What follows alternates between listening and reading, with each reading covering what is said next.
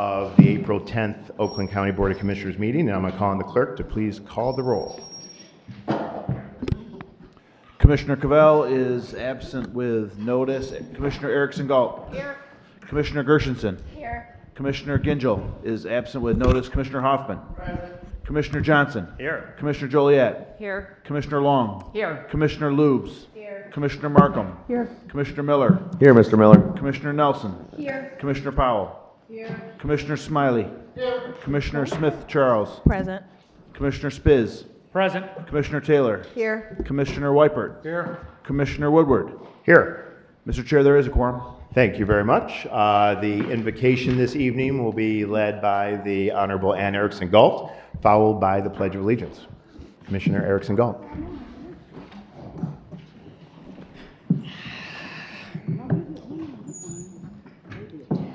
Let's begin by taking in a big, deep breath, holding it for a second and letting it all out. I think there's a lot of tension in the room, and that would really help us all greatly.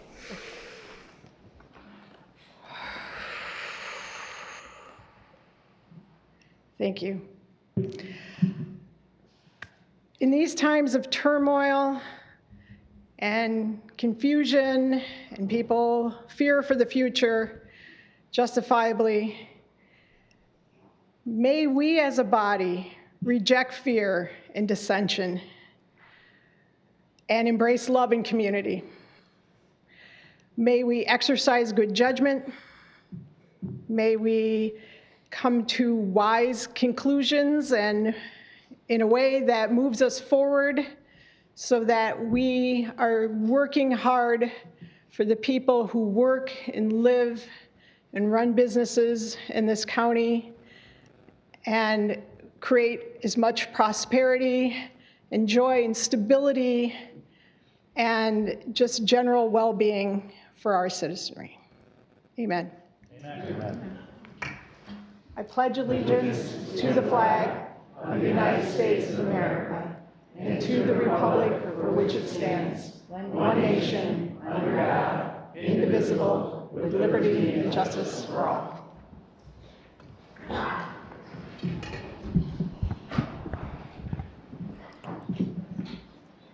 Thank you, Commissioner Erickson Galt. So move us to approval of the minutes. Can we get a motion to approve the minutes?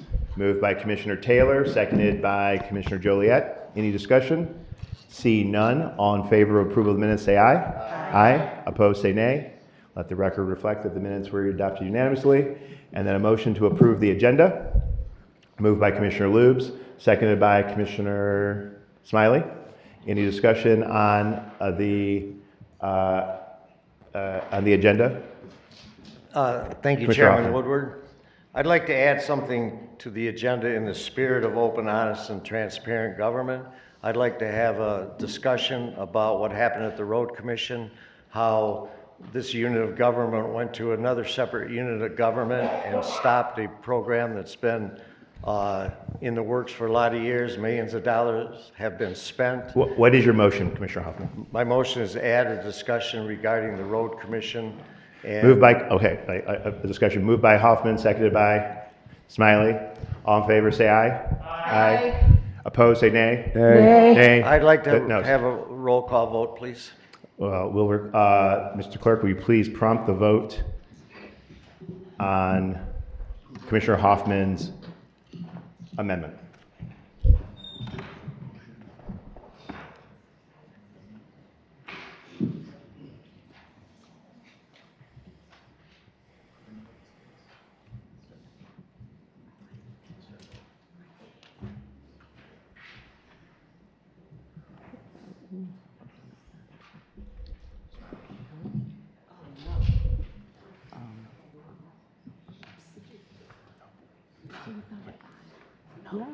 Free.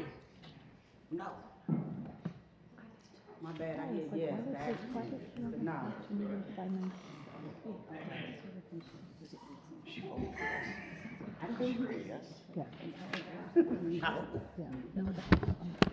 Mr. Chair, there are 8 yeas and 9 nays. Sufficient number voting the affirmative, the amendment fails. Brings us back to the main motion. All in favor of approving the agenda, say aye. Aye. Opposed, say nay. Let the record reflect that the agenda has been approved unanimously. Next up, we've got two public hearings. This is for the public hearing for the Presbyterian Village Oakland Woods 4% Brownfield Redevelopment Plan. So I'm going to open that public hearing at 6:51. If anyone's here coming to speak to that item, I'll open the floor for the public hearing.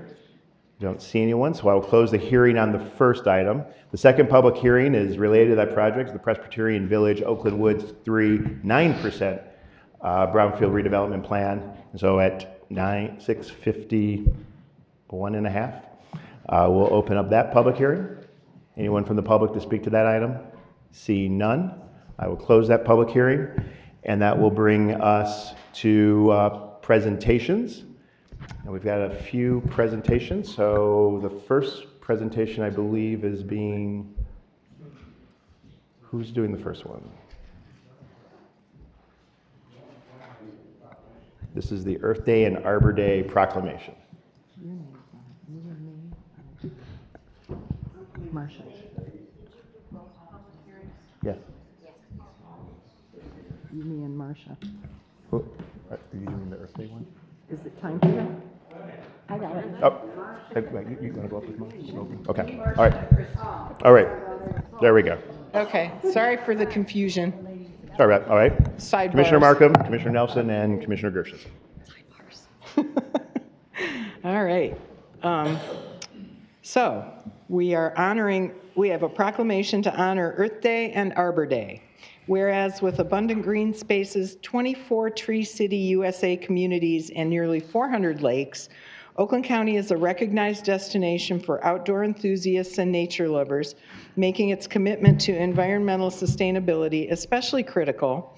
And whereas our community pursues its goals of protecting the environment, reducing carbon pollution, keeping water and lakes clean and healthy, and conserving natural resources, April is the ideal month to reflect on the progress made through sustainability efforts and develop solutions for the ongoing work ahead. Earth Day, celebrated every April 22nd since 1970, and Arbor Day, observed on April 30th, are both important landmarks on the journey to safeguarding the planet. And whereas 55 years ago, Earth Day began as a single event that mobilized 20 million Americans who were concerned about deteriorating city air, natural areas littered with debris, and urban water supplies contaminated with dangerous impurities to rally for a healthy, sustainable environment.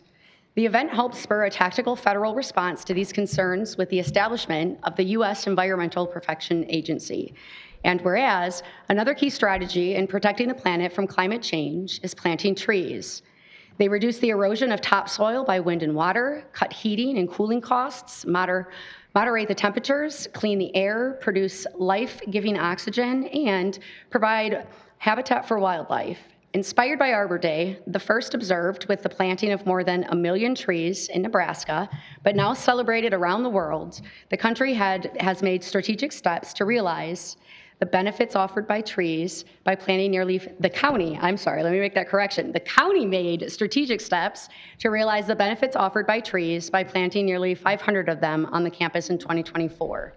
And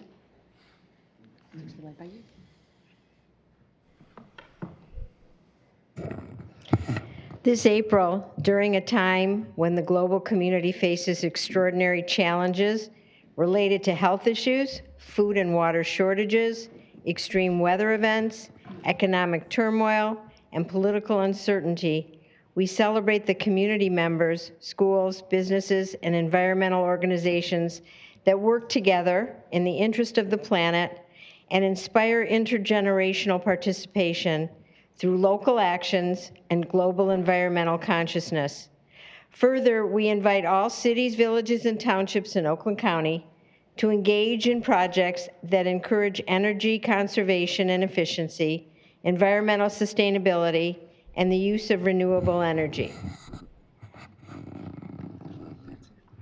now therefore, Dave Woodward, Chair of the Oakland County Board of Commissioners, Vice Chair Marcia Gershenson, and Commissioners Gwen Markham and Kristen Nelson, along with the entire Oakland County Board of Commissioners, do hereby recognize April 22nd as Earth Day and April 30th as Arbor Day in Oakland County.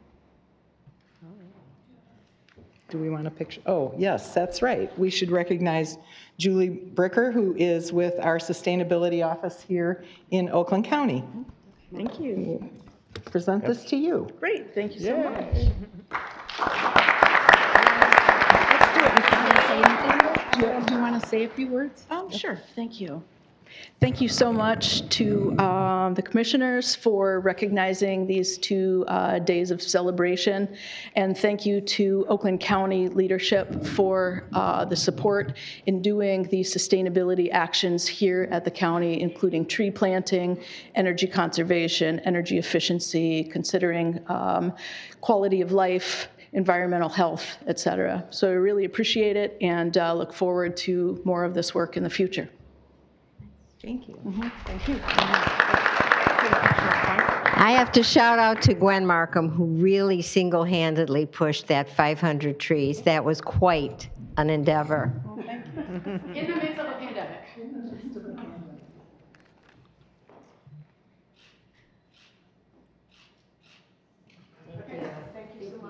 Thank you very much. The next proclamation will be delivered by the Honorable Angie Powell.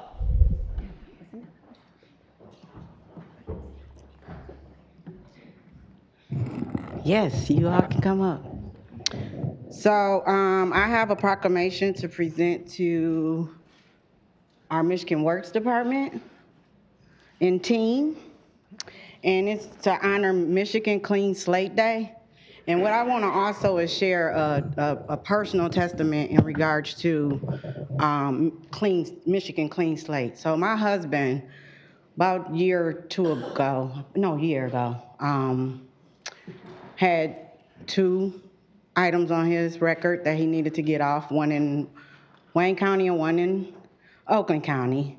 And of course, the discouragement of even knowing we had a program here in Michigan, just going through it, it could be a lot and it could be discouraging. And he didn't really think that it was a real thing, right? So I want to thank our prosecutor, Karen McDonald. She was hosting some, what was they called? Expungement fairs. And I am a commissioner that usually when our staff put together these events, and I know a lot of my other commissioners, we go to these events to make sure we're delivering. And I went through the process, and I will say this, and I want to encourage our communities that the expungement process is real. You just got to pack your patience. It is a long process. However, you will get through it. And the second thing I want to thank our own, especially Jennifer Llewellyn and our executive team, and just us as commissioners, because we supported to bring on our own attorney to handle and help all of our constituents. And the reason why I know, because they know I refer them a lot of people. Try to refer them just to see how many people we can help to clean slate their records. So just to let you all know, in Oakland County, we have brought on an attorney and staff to assist in this process, and they hold our community constituents' hands through the whole process. And don't we pay the fees and stuff too? Yep, we take care of everything. How wonderful is that for us to help returning citizens here?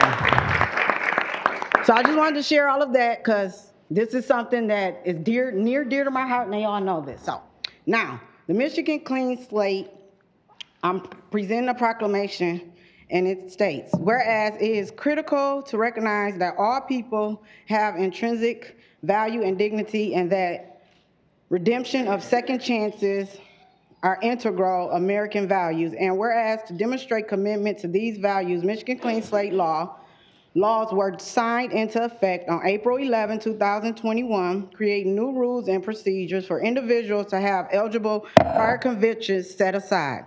The bill package also created a process for set aside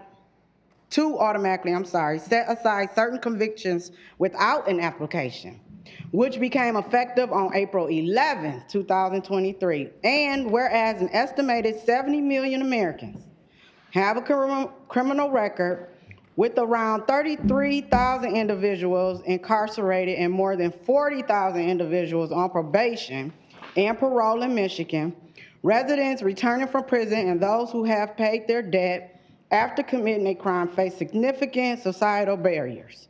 including the inability to find housing, employment, or education, volunteering in their community, or pay for their financial debt that often arises as a result of their conviction and incarceration.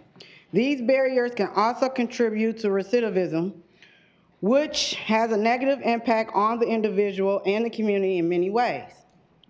And whereas the Clean Slate Bill made several thousand Michiganders eligible for record expungement, increasing their opportunities for jobs and housing and giving them a second chance at creating an empowered, and meaningful life. Since the beginning of the Clean Slate program in Oakland County, 804 residents have had convictions removed from their record. Additionally, 455 residents had their records cleared through automatic expungement, and many of those individuals were able to have multiple convictions set aside. And whereas on the anniversary of the Clean Slate laws, we join with the residents who have been able to have their records expunged, their family and friends, and all of Oakland County to recognize this milestone and second chances. Now, therefore, David T. Woodward, Chair of the Oakland County Board of Commissioners, Commissioner Angela Powell, and the entire Oakland County Board of Commissioners do hereby celebrate the 4th anniversary of Michigan's Clean Slate Law, attested on this 10th day of April 2025 in Pontiac, Michigan. So I'll turn it over to you all. You have a comment, but thank you so much. Thank you so much.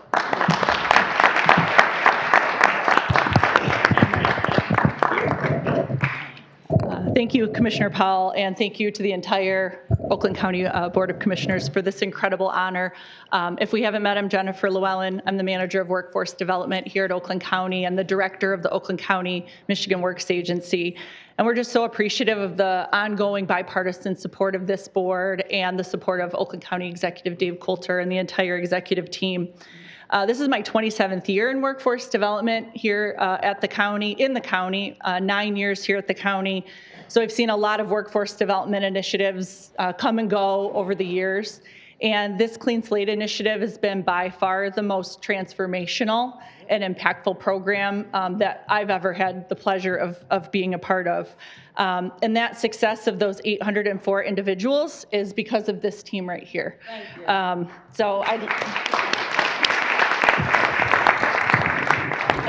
And if you don't mind, I would like to recognize them personally because there's a lot of love and passion by each of them that goes into this work. So first, Liz Rivard-Weston from our team here at the county. She and I, when we got the funding for this from the state of Michigan, $300,000 and 3 pages of instruction to build something that we had never done before. And Liz was instrumental in helping us design the application process and the website and where folks start. Sarah Wills from our marketing communications team and Joe St. Henry for the outreach and the website and the development and the communication of this initiative. Our newest member of the team, Nina Seta-Dushai, she's one of our Clean Slate attorneys that helps represent those individuals during their hearings in court. And we share her with her 3 one-year-old triplets and her 4-year-old daughter. So what she does at home and at work is both incredible. And then our 6 Oakland County, Michigan Works offices that serve over 100,000 job seekers each year, many of them that have been involved in the justice system and just need a second chance. But one person in particular who's our face and true heartbeat of the Clean Slate program in Oakland County is our Clean Slate attorney, Steve Rideout. When we received this program, he was the first one on board and helped us develop the concept and the idea, and almost every single one of those 800 individuals he has spoken with and assisted personally. He went on Etsy and purchased small little blank chalkboards. They almost look like a Christmas ornament that represent a clean slate. Oh, he even has one. So every single individual that has their record clean receives a small clean slate. That's sweet. And the passion that he has for this program and the lives that he has personally transformed for people. I've had the pleasure in sitting in some of the hearings with him. He won't let me sit in anymore because I cry in all of them. but he really makes a difference for individuals and gives them a second chance at employment and jobs and housing and coaching their kids' baseball teams and so many other things. So thank you for this incredible honor, Commissioner Powell, and the entire board. So thank you. Thank you, Jennifer. When people ask me what I do, I said, I change lives in 2 minutes or less, because that's how long these hearings go. But it is such an impact on these people's lives. And it's really amazing to me is why employment is important. Being able to participate in their children's lives is one of the most pressing things that they have. They've had to tell lies to their children why they can't coach a team, or why they can't chaperone a field trip, or why they can't be a volunteer in the schools. And they've had to lie to their coworkers and other ones like, well, what about different jobs, or why don't you apply somewhere else? And they know they're not going to pass a background check. So this opens up so many opportunities for people, both personally and professionally for them. So it's been my pleasure to work there, and knowing every day that I'm helping somebody with this great team is very important. And I appreciate the support of the Board of Commissioners and Commissioner Powell. A high support, a big supporter. Thank you. So let's take a picture.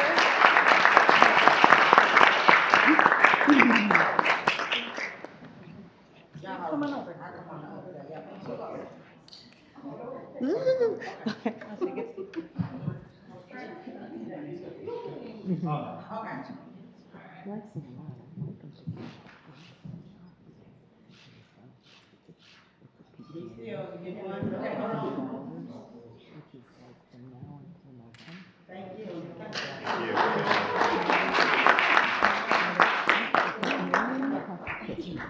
Take care. Next up, Commissioner Miller with a proclamation honoring Workers' Memorial Day.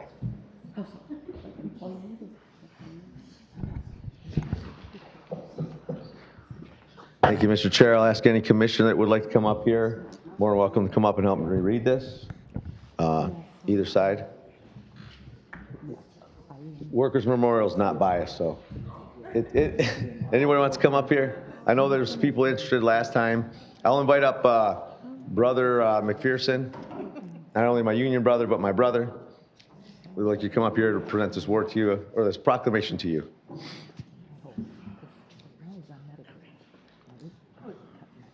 I was going to say, ladies, come on. First, I'll say, Mr. McPherson, smart local 80, sheet metal workers. I've known him 13 years, and he has fought for worker safety day in and day out, second to none. I don't think he sleeps because he always thinks about it. He always has stuff in his car about safety. He's a really good guy, and he fights for all workers. So let me start the proclamation. Workers' Memorial Day. Whereas the myriad contributions of workers across the country, state, and nation are worthy of gratitude, but those who make it the ultimate sacrifice with their lives while on the job are deserving of the most heartfelt respect and... Right here. Yes. No, right here. Whereas the Occupational Safety and Health Act, OSHA, promising every worker that the right to a safe job went into effect 54 years ago this month. Even with existing workplace safety guidelines currently in place, it is estimated that 147 people per year have died over the last decade in Michigan. And in the 2024 National Census of Fatal Occupational Injuries found a worker died every 99 minutes from a work-related injury nationwide. Furthermore, the number of preventable workplace deaths has increased 5% according to the National Safety Council. And recognition of Michigan's workforce and its achievements in the economic growth of our state is necessary, particularly when it is accompanied by an awareness of the very personal cost associated with that growth. While we celebrate the accomplishments of the workforce, it is imperative that we also remember those who have died due to workplace catastrophes, suffered occupational-related diseases, or have been injured in due course due to dangerous conditions. And before I continue, we should probably all think about the individual at Stellantis that was crushed in the last couple of days. Whereas, as part of this observance, we renew our efforts to seek stronger workplace safety and health precautions, better standards and enforcement, and fair and just compensation, and re-educate ourselves in improving safety and health in every workplace. And, anybody else, or do you want me to keep going? Take the last one for David. Okay, right here. Whereas on this, right here? Yes. Yeah. Whereas on this very important occasion and the upcoming observance of Workers' Memorial Day, we join with bodies such as Road Commission for Oakland County, whose workers are inherently at increased risk for injury due to their roadside working environment, to honor friends, family members, and colleagues who've been killed or injured on the job. Slow down on the roads. I was going to lead with that. Yes. Heed the slowdown and the rules and the barriers. And now therefore be it resolved, myself, David T. Woodward, Chair of the Board of Commissioners, along with Commissioner William Miller and the entire Oakland County Board of Commissioners, do hereby declare April 28th, 2025 as Worker Memorial Day here in Oakland County.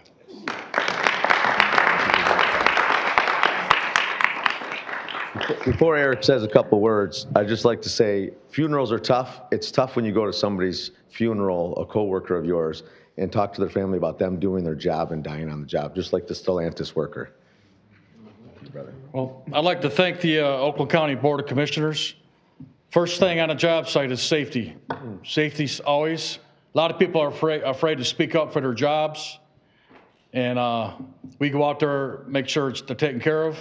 You'd be surprised, some contractors don't even supply water on a job site. And then when that happens, we go out there and take the water and deliver it to them. But I can't believe how some contractors are out there. But safety first, and I do appreciate the Board of Commissioners recognizing it, and I'm honored to have this, and we'll take it to the trades. Appreciate you, brother. Thank you.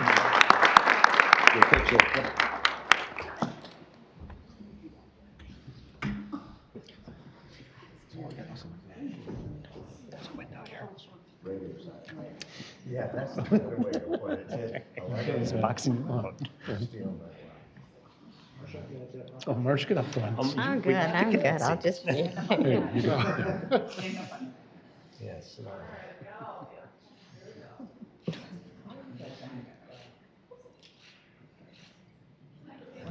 What happened? How come you're on a cane? Oh, I had a hip replacement. You had a hip replacement? Yeah. Oh, I had one too at 17. Oh, did you?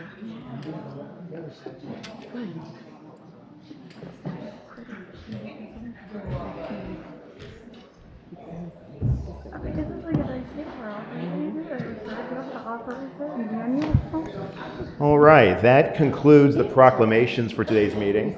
Next up, we have a presentation a regular presentation. There's a regular visitor here. It gives us important updates on the incredible work that the Oakland Community Health Network is doing. And so, without any further ado, there she is. Dana Lazenby is our Executive Director of OCHN, and welcome back. Thank you for coming, and looking forward to the updates on all the incredible services and work you guys are doing. Thank you, and good evening, Chairperson and members of the Board of Commissioners. First, I want to thank you all for this opportunity to give you an update this quarter and talk about the work that Oakland Community Health Network is doing. I'm proud of the work that we're doing to strengthen the public behavioral health system and services through collaboration, community, and accountability. So we're entering into a very challenging time in terms of behavioral health care.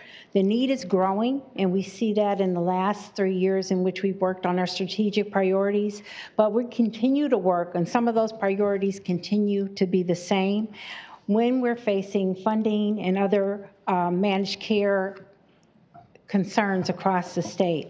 So we're deeply committed to ensuring that each and every individual in Oakland County has access to compassionate, high-quality behavioral health care, whether it's a child navigating through our system and using one of our school mental health navigators, a veteran who is also being served by a veterans navigator, or a family in crisis.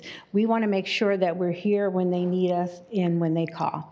So with that, I'll start to go through some of the updates I have.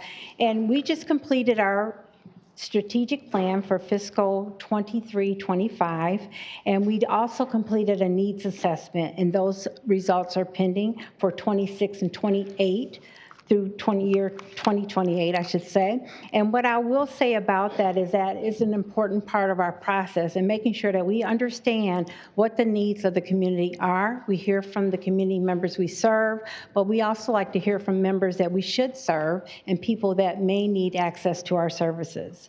So our priorities pretty much, again, continue on in terms of improving access to supports and services, building our crisis continuum of care, making sure that we have multiple sites where people can access care, funding advocacy and making sure we protect the public mental health, behavioral health, and health care system, innovative funding. So we're really proud of our ability to get funds from grants and other resources.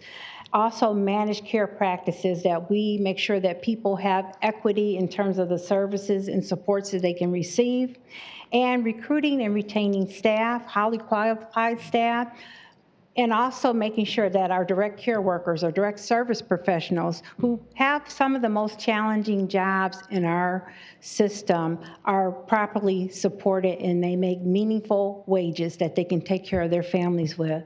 And then standardizing our rates and making sure that our providers have equity among their reimbursements. So I also want to talk about our increased community calls. As you can see from our numbers indicate there is an increased need through the number of calls. Our call volumes have increased by 9%. And even in terms of our 988, which is the 911 for behavioral health crisis, those numbers have also increased. We also have increased access. Through our partnership with the Oakland County Health Department, we're able to identify a clinician that actually now sits at the Southfield Oakland County Health Department and is able to connect people to behavioral health supports and services when they show up and ask for help for any number of things. They're now able to connect. And since that person started, I can tell you they started a few months ago, we've already connected with over 200 people who have come through that door. Also, we may not be able to identify what their services and supports are at that very moment, but we do make sure we connect and do follow-up with those individuals. And we're also able, through that individual that's working in that office, to provide therapy and intervention at the same time. So that's an important resource that we have there, not just there in Southfield, but also in the walk-in clinic that's at Pontiac General right now, and soon to move to another location in Pontiac with Honor Community Health and Oakland County Health Department. That has been a huge success. So our walk-in clinic, and that's what I was just talking about, through supports and working together in collaboration, we have opened the walk-in center. Like I said, right now it's in Pontiac General Hospital, soon to move to a location where we can see more people, and it's right there in access by the street traffic there. And so it is through a partnership through the Oakland County Health Division, Honor Health, and Oakland Livingston Human Service Agency. So those are some important resources that have all come together to make sure that we're providing care, and through our funding source and support of the Board of Commissioners. So thank you very much. Also, the walk-in data. We opened a soft launch back in May of 2024, and since that time, we've had 1,500 or more people walk through those clinics and receive supports and services. So I just want to share a personal story of someone that was served. And I have to say, each time I come here and present information, I hear the stories and the proclamations. And at our board meetings, we have stories that inspire hope. And I have to say, this afternoon or this evening, seeing the stories about the proclamations and things of that nature, those are stories that inspire hope also. So we like to share the real stories of real people. We can look at the data and the numbers, that's important too, but when you see the lives that are being changed by what we do together, I think that's even more important. So we had a 45-year-old female who came into the walk-in clinic for her worsening asthma. But a routine mental health screening revealed that she had significant depression and anxiety. She shared that she had been off her medication for 5 years. The honors team facilitated a warm handoff to the Oakland Community Health Behavioral Health clinician, and who completed an assessment and was able to connect her to one of our providers of care. So that's really important because a lot of people pick and choose whether they're going to see their behavioral health professional or they're going to see their healthcare professional. This walk-in center is something very different and unique in our community. It allows people to get their healthcare needs met as well as their behavioral health care needs. She may have never been able to address her behavioral health needs had she not come in that day. So our law enforcement referrals, and I know we're all really, really proud of the work we're doing with our law enforcement partners. And so since the beginning of CORE, which is our co-responder, which is actually a clinician that rides along with law enforcement officers who are trained, we have 9 of them so far, and it seems to be growing. We have 6,700 referrals. And what that means is that we've had a decrease in arrests by 3%. 49% of those individuals remain in the community. They don't actually go to jail. And then 21% of them voluntarily transport to the Resource and Crisis Center, which is right on this campus, Common Ground. And our police officers are trained as well. It doesn't, it gives them another tool in their toolbox. They have to do their job as law enforcement officers, but also they can have another resource when they encounter an individual who is experiencing a behavioral health crisis. Also, we have a sober support unit, which is actually also on this campus in Common Ground in the Resource and Crisis Center. And since that beginning of that in 2017, we've served over 10,000 individuals. And what that means is those individuals can actually go there, be evaluated, and determine what their next steps are in their recovery. So they can actually wait there overnight if they need to before they go into an actual treatment center or whatever the next step is for them. So I talked a little bit about our mental health school navigators, and that partnership has been extremely rewarding in terms of making sure that families, students, teachers, and administrators really know how to access behavioral health services. So our mental health navigators have been a part of 101 community events. They have handled or managed or helped support families over 779 referrals, and then connected those individuals also to those resources that we talked about. We also, I would say, have the best veterans navigators in the state, and I've also been told that by some of the state officials. But we have hosted many, many programs and services and supports for our veterans, and the show out has been amazing.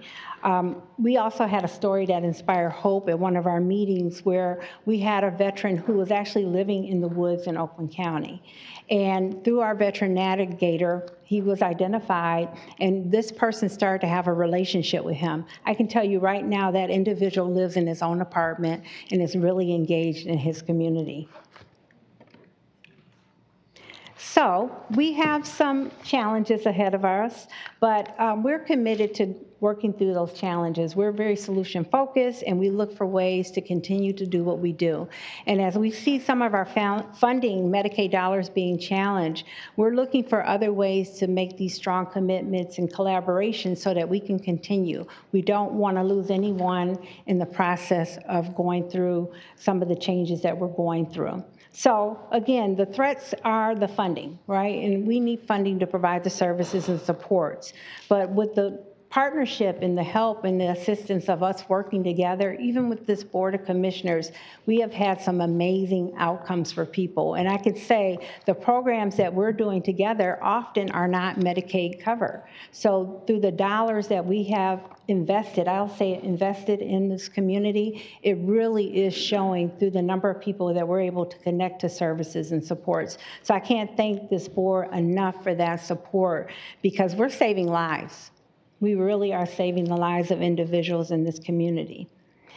So with that, I always tell people that hear about Oakland Community Health Network and behavioral health and substance use services that you are now ambassadors, and you have to spread the word. And if you can't give people nothing but the number of 988 when they're in a crisis or experiencing some give them the 988 number, and then we'll take it from there. With that, I will stop. You do have two handouts in your packet of information. One talks about the power of advocacy, and the other one really does give you some numbers as it relates to savings when you invest in having someone in jail for a year is $34,000 to $48,000, right? Having someone in substance abuse treatment and care, $4,800. So look at that investment and that we make in people to help people when they're at their most vulnerable points. So thank you. Thank you, Danielle. It truly is amazing of all the work you're doing and how we've been able to work together and stretch dollars further in partnering with and sharing costs with local communities and other things to be able to deliver the service under your leadership and your entire team that does this work every day. Many of us had an opportunity to attend a legislative breakfast recently, which was also amazing, and hearing a real life story of our co-responder program in action that not only saved an individual, but probably more importantly, saved the whole community from harm. And so, Gabby, thank you very much. We had a couple of times, if commissioners have a couple questions for Dana, or we know where to find her. Commissioner Spiz. Thank you, Mr. Chair. Good to see you, Dan. I probably asked this question once before, but on the co-responders, I'm a big supporter of the co-responder program. The one question I have, the 3% reduction in arrests. Yes. Do we know how that compares to other communities that have a co-responder program? Because personally, I expected to see it a little higher than 3%. It seems low to me, but I'm hoping that it trends upward. You know, I can give you better data than that, and so the specifics and comparables, because the only comparable we really have right now is Detroit-Wayne. They also have co-responders, so I'll get you that information for sure. Absolutely.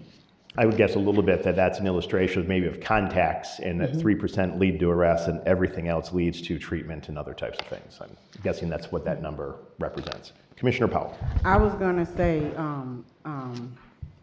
thank you to OCHN and just thank to the commissioners. I was one of the strong advocates for the co-responders, especially in the city of Pontiac.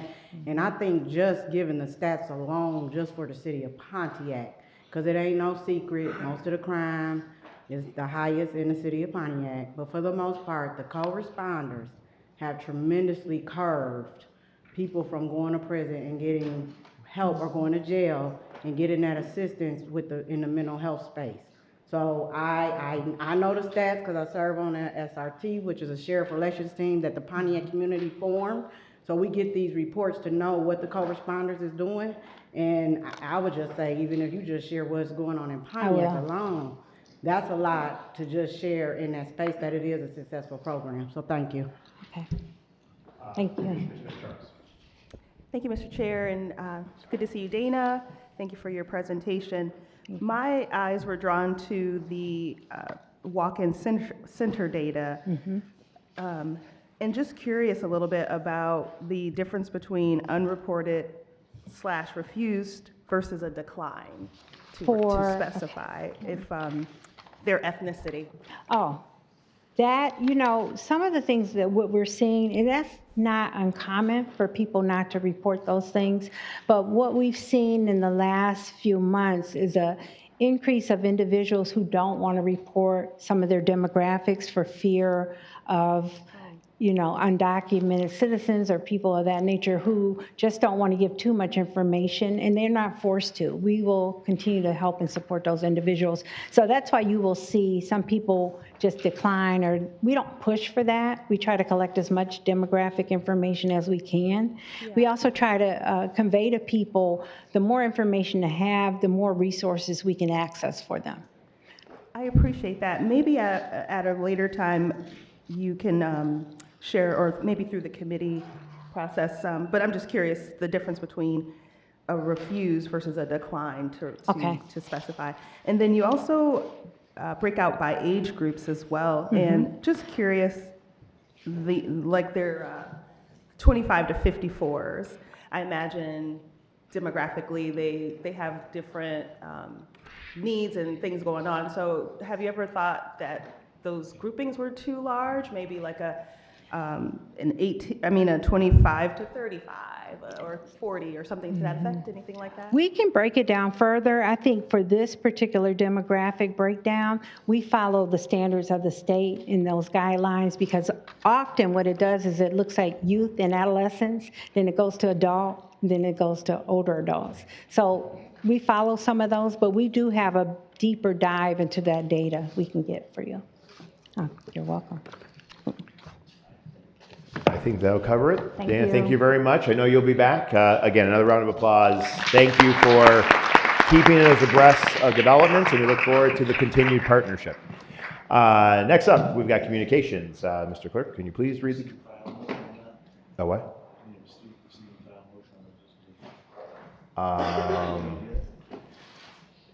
I'll do it with the communications. How about that? Mr. Chair, there's one communication dated April 10th, 2025 to the Oakland County Board of Commissioners. Please accept this letter as notification that I have exercised the authority granted to the chair of the board to approve grant applications in excess of $50,000 for the purposes of meeting a submission deadline. Due to the grantor deadlines and the board's grant submission process and calendar, it is not possible to submit the application for full board consideration in accordance with our normal procedures. I have authorized the submission of the following grant application. Grant name in lieu of services Capacity Connect program from the Department of Health and Human Services in the amount of $79,000. The grant application deadline was April 9th, 2025. Sincerely, David T. Woodward, Chair, Oakland County Board of Commissioners. Thank you. Can we get a motion to receive that communication and also receive and file the presentation from OCHN? Moved by Commissioner Hoffman, seconded by Commissioner Markham. Any discussion? All in favor say aye. Aye. Aye. Opposed say nay. Let the record reflect that the communication as well as the receive and file of the presentation is approved unanimously.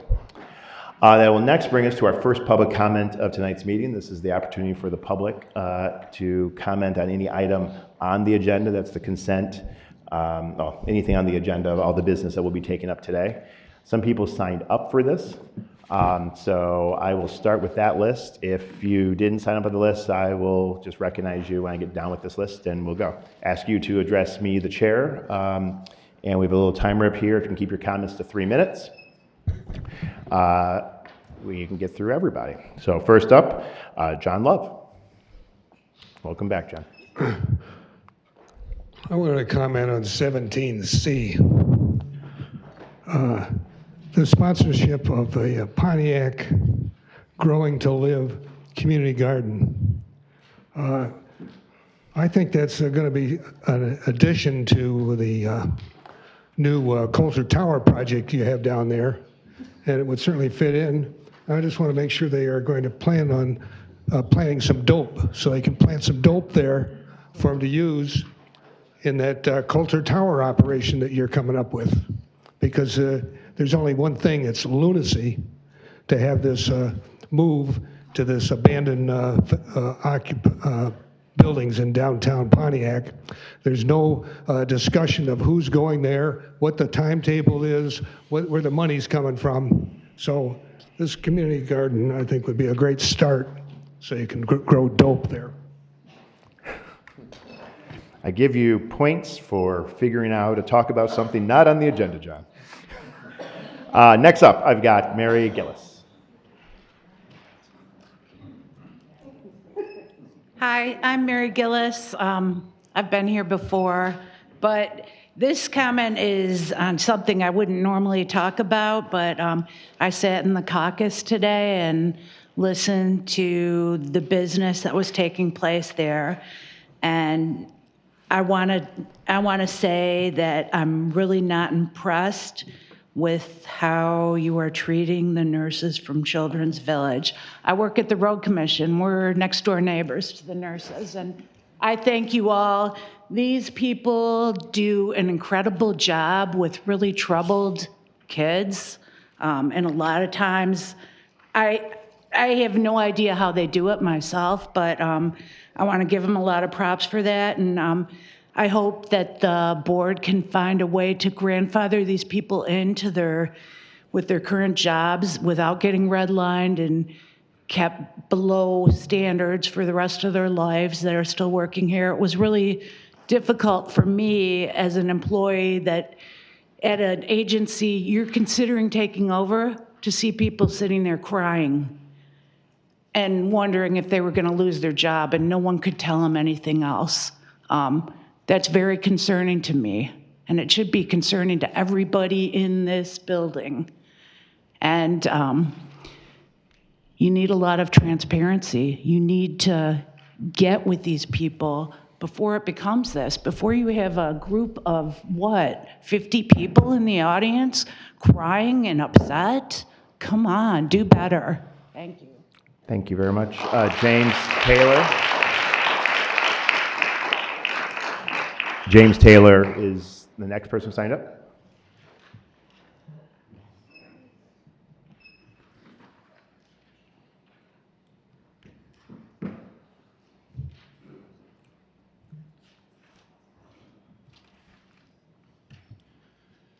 Thank you for your time. I'm James Taylor. I'm a youth specialist at Children's Village for over 20 years. 2022, I was voted the State Child Care Worker of the Year. And regarding this public health concern with the nurses, the proposal is still full of holes, smoke and mirrors. The nursing jobs are being terminated not because of incompetence or poor performance by the nurses, but because a group of managers who, of their own admission, do not have medical training, want to change the requirements and responsibilities of medical professionals. We have an elite medical team. Nurse Tracy was even awarded in this hall for helping save the lives of one of our coworkers having a heart attack on the job. You guys all applauded for her, and we still do. But when the jail privatized their medical team, the nurses were brought over to the health department without having to reapply for their jobs. But so far, nobody from HR or labor has given us any reason why that past practice can't be done today. And before tonight's caucus meeting, some of these staff were, or some of these nurses were told that despite all of their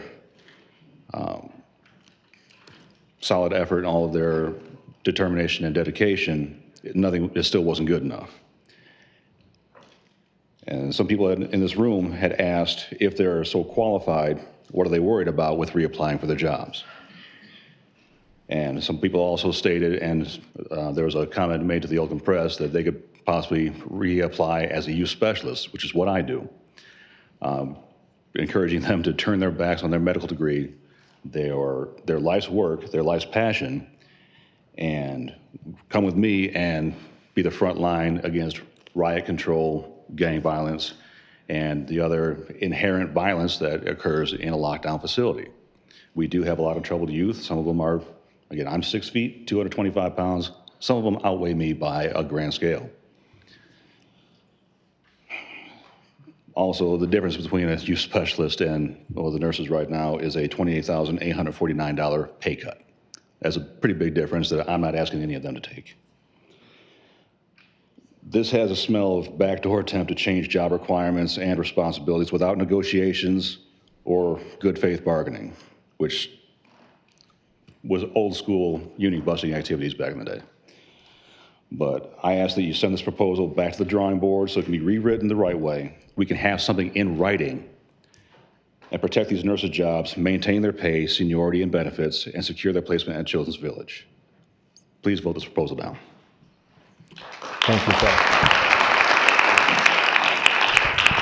Is there anybody else? There's only 3 I had signed up. Anybody else to speak during public comment?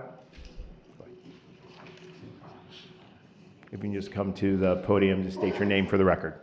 We know who you are, just for the record. Good evening again. Marvin Vaughn, President for the nurses at Oakland County Children's Village. I've been a lifelong resident of Oakland County for over 51 years. I've been working with the county for 22 plus years, and I can't believe we're here like this today. But I've been trying to find out what to write, so I went back to my heart, went back to what we're supposed to go back to. Our county executive, Dave Quarter, in 2023, and I quote, "At the county, our equity council members are working with Harry Weaver and our chief of DEI office and my entire leadership staff team to ensure that county employees feel valued and supported. This is what we call valued? This is what we call supported? Another one, 2024, another quote for him. Our strength is evident when we work together with a relentless focus on the future to solve problems and rather than being at odds with each other, end quote. This is what we're doing right now. What happened to the problem solving? What happened to having us at the table from day one? If this was the future, we should have been at the table day one, and we were not. In 2025, quote, you can have change without chaos. Whoa. You can lift people up without tearing them down. You can speak with clarity and strength without being mean or derogatory, end quote. This is not chaotic. What do we call chaotic? I'm just asking for my Oakland County Commissioners, Democrat, Republicans, let's do right by these workers. Let's do right by these nurses.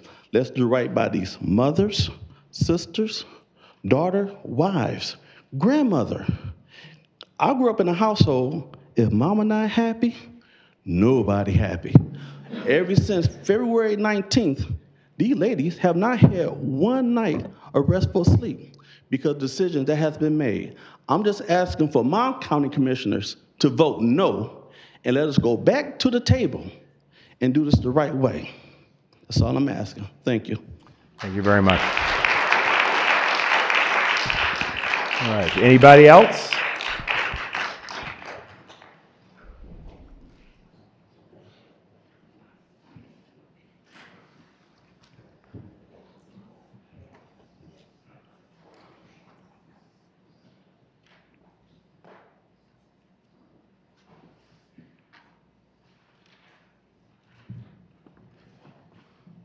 Good evening. My name is Tracy Tuning, and I am one of the 6 full-time nurses at Children's Village.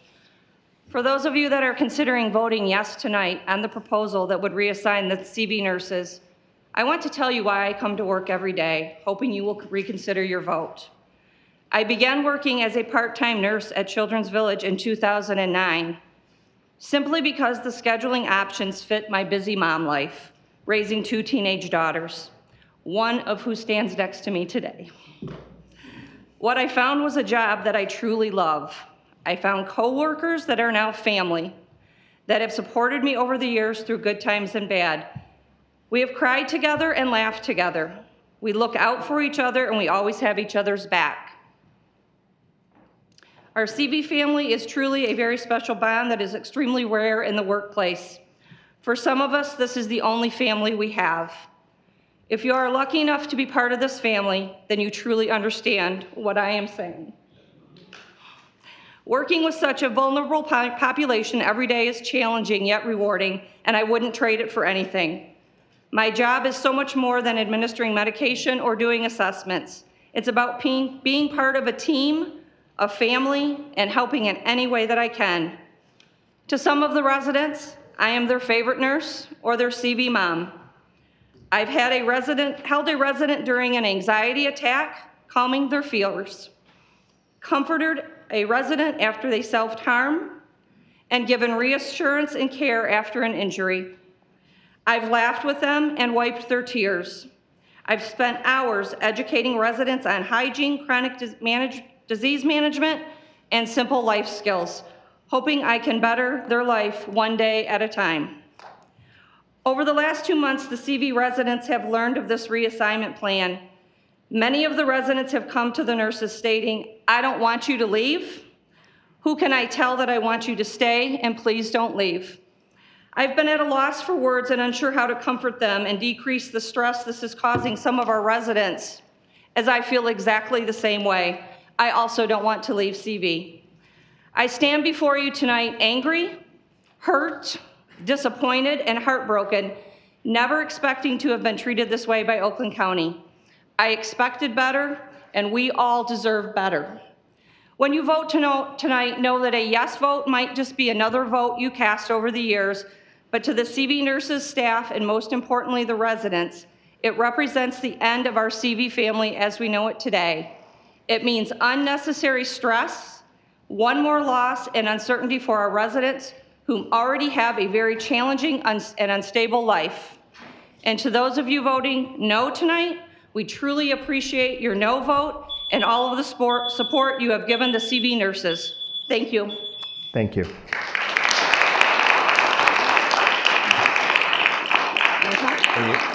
Anybody else? Thank you. Thank you.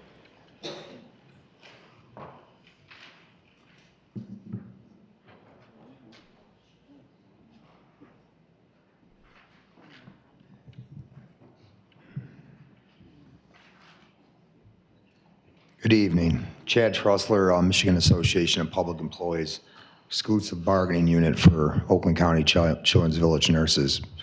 Pretty emotional night, isn't it? Passion. That's what these people have here behind me for the jobs that they do. Very unique group here as you look at their families, their children, their spouses. This is where they want to be. Serving juveniles, serving the public, and serving Oakland County. All I ask is that you, humbly ask, is that you consider these people's livelihoods and their lives before you vote tonight. And as always, MAPE, Michigan Association of Public Employees, will always be here to continue any dialogue in whatever forum we need to do, public or private, with any entities we need to at Oakland County to make sure they maintain their employment tonight. Thank you. Thank you very much. I think that concludes the first public comment. There's a second public comment at the end on any topic that's not on the agenda. That will bring it back to this side of the regular agenda. Excuse me. Reports of standing committees, starting with the consent agenda. Is there a motion to adopt the consent agenda? Moved by Commissioner Taylor, seconded by Commissioner Powell. Any discussion on the consent agenda?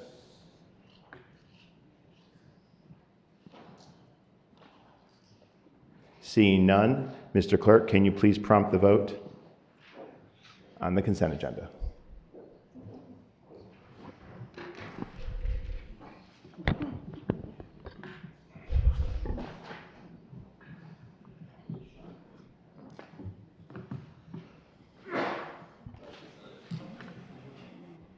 Mr. Chair, there are 17 yeas, 0 nays. Sufficient number voting in the affirmative. The consent agenda is adopted. That'll now move us to the regular agenda, and I'll call on the chair of the committee, Commissioner Penny Lubes.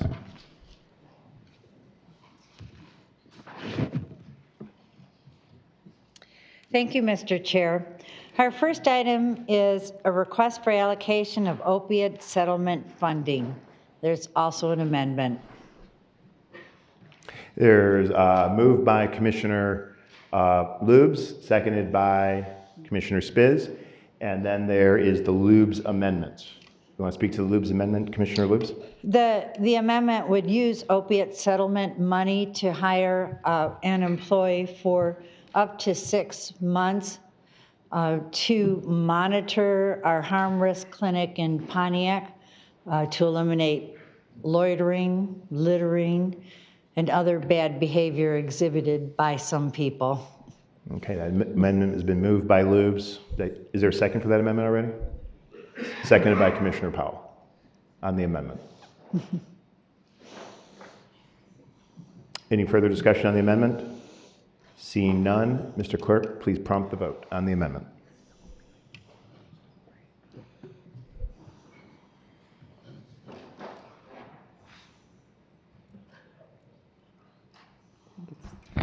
Mr. Chair, there are 17 yeas, 0 nays. A sufficient number voting in the affirmative. The amendment is adopted. That brings us back to the main motion. Any discussion on this first, well, not the first, but this next allocation of opioid settlement dollars? Seeing none, Mr. Clerk, please prompt the vote on the main motion.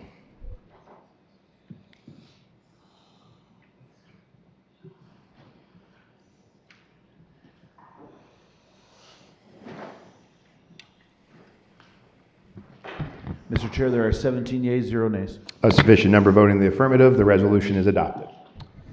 That will bring us to unfinished business. And the last item, this is the item, the reassignment of Children's Village Medical Clinic service operations from Public Services to Health and Human Services. The motion by Powell, seconded by Gershenson. You don't need to stay. Any discussion? There's an amendment. So let me start with, I'll offer the amendment that's in the, actually I'll have Commissioner Gershenson's and I'll speak to the amendment. Commissioner Gershenson's offers the amendment that's in your packet. Is there a second? Seconded by Johnson. There's an amendment which I'll speak to that speaks to not only the creation of the positions in public health and having public health oversee medical care in Children's Village, but it adds additional language to ensure that the hope is, and those wishing to transition into the Nurse 3 positions be extended time, 24 months or longer, to earn a BSN if one does not have one, as well as extending the duration of the remaining positions at Children's Village till the end of the fiscal year. Any discussion?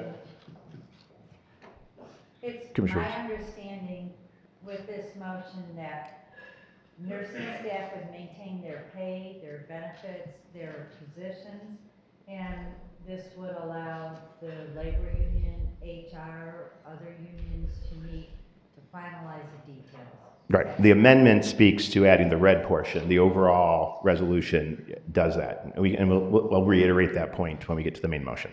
All right. Can we get a further discussion? Commissioner Johnson.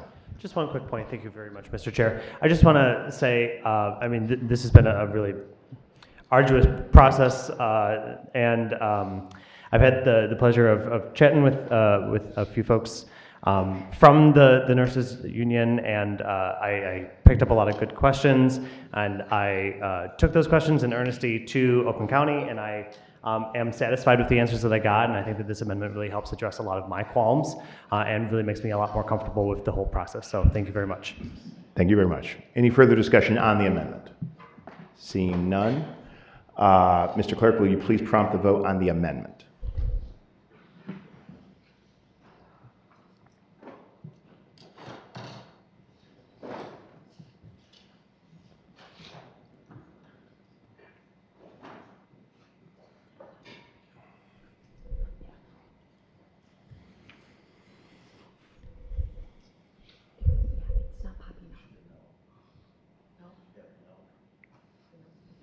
Nelson votes no. Mr. Chair, there are 14 yeas, 3 nays. A sufficient number voting in the affirmative. The amendment is adopted. That brings us back to the main motion. Is there any further discussion? Commissioner Hoffman. You know, most of my life, I've been a moderate Republican. And I think there's one thing we can agree on tonight, and that is a lot of the policies coming out of Washington we don't agree with. But it sure seems to me you're taking a chapter out of the Trump playbook and you're trying to apply it to Oakland County. You've come up with a solution to a problem that we don't even know what the problem is. You want to eliminate 19 positions, transfer them under the auspices of the health department, which I have no problem with that. They should be transferred over there. But to make these employees, longtime employees, reapply for the job they're already doing, it makes no sense to me.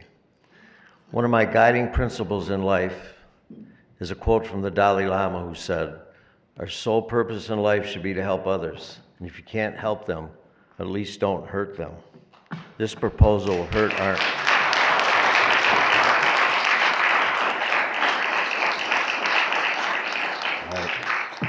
This proposal will hurt our employees. This is not some faceless corporation where we don't know who these employees are, but they're not only do we know who they are, they're our friends and our neighbors. The proposal will damage their morale and the morale of all other employees. What message are we sending to the other employees? That you could be next? These employees should be grandfathered in and allowed to continue doing the job in Children's Village that many of them have done for years. We all know that everything in life is about experience. These full and part-time nurses have over 360 years of experience. The full-time nurses have 82 years of experience with Oakland County, and 54 of those are in Children's Village. If you support our employees, you have no choice but to vote no on this proposal. This should be a unanimous no vote. Thank you. Thank you, Commissioner Hoffman. Debates on this side. Commissioner Powell, and then I will continue the conversation that Commissioner Lubes and I were having. You know what? I'm going to decline my comments. Okay. I'm about to say something. I'm not. All right, good. All right. So I have to disagree with my colleague from the north. So, I mean, I think it's very important to characterize this, that I do believe that this is a proposal that actually does stand by and support our employees. We are all in agreement, at least everyone I've had the opportunity to talk to over these many weeks are in agreement that the public health department is the right place for the healthcare services for our most vulnerable residents. To supervise that care is the right choice. Knowing that, creating the conditions to transition people, and this is, and everyone in this room knows, and I think most of the people in the audience knows, that the intent and plan is to internally hire, looking first exclusively at the people in roles of doing the nursing care in Children's Village and transferring to public health. The conditions for the full-time Nurse 3 positions requires a BSN, a 4-year nursing degree. We are taking the extraordinary steps to ensure that there's time for those who want to get their BSN. And as a county, just at the last meeting, we approved the funding to be able to pay for education and training of the sort. We also have extended the time before the positions at Children's Village are sunsetted to the end of the fiscal year to allow all of this. There is full recognition that maybe as an employee, I don't want to pursue my BSN, and the health department has pledged to everyone in this chamber, and I have verified it as of again today, that there are positions in health that have been left vacant that need to be filled by nursing staff to be able to support the mission of public health, that will be held open so that if someone chooses not to want to pursue their BSN, they will be able to have that job. Also, the firm commitment that no one will no one will have a pay cut. That is a guarantee. The benefits and earnings that every employee has earned up to this point will be maintained. That is an assurance, and as a board and that oversees the quarterly reports and everything, you're going to be able to see that, verify it, and upon the completion of filling these positions in the transition from Children's Village to public health, that will all be done. I think it's very important to know the policy question here that's being made is moving these positions into public health. It comes with the full recommendation of our public health director. It comes with the full recommendation of our public service director that oversees Children's Village. It comes with the full recommendation of our county executive and the respective team. And I think we've talked about this a lot, and I think we all value the contributions that our employees do, which is why we go the extra step, why we pay well, why we have good benefits for our employees, and we are going to continue that commitment to work with all our employees to make this transition as smoothly as possible. At the end of the day, everyone in this room agrees that providing the best form of care to our residents is the priority. We all know how we're here, largely triggered by the medical director and the entity that provided that service ended March 1st. So we need to take extraordinary steps. It's fiscally irresponsible to pay for services that we have available currently in the public health department, and why this is the proposal that I'll be voting for. Commissioner Powell, and then we'll vote. So I have one question to make clear. Words. Hoffman said reapply. You said transfer. We know those are two different things in the nurse's eyes. Can we clear that up? Because I was told one thing and reapply is something else. So can we clear that? I will clear. I think we've talked about it Now, I heard you clear it, Okay. Chairman. Okay. I understood what you're saying, but I Okay. just want everybody to be clear because some people keep throwing out reapply, and I know that's not the case. So can you please? Okay. With that, Mr. Clerk, please prompt the vote. Oh. Commissioner Long. I just wanted to echo Commissioner Hoffman. You know, we have people in here crying. So for 2 months, you know, their lives have been in turmoil, not knowing. And I gotta say, as a nurse, I couldn't go back and get my bachelor's degree at this age. They have the experience. They have family members now. That was the hardest nurse. I mean, I don't know if you guys don't understand. That is a very hard program. And I was young when I did it at Michigan State. And I can't imagine going back with a family and being older and trying to get a bachelor's degree done in 24 months. And, you know, in the long run, your nursing degree, and I didn't understand it when I had a bachelor's degree when I was at U of M, and the associate's degrees made the same amount, and we took the same nursing board, and we made the same amount of pay.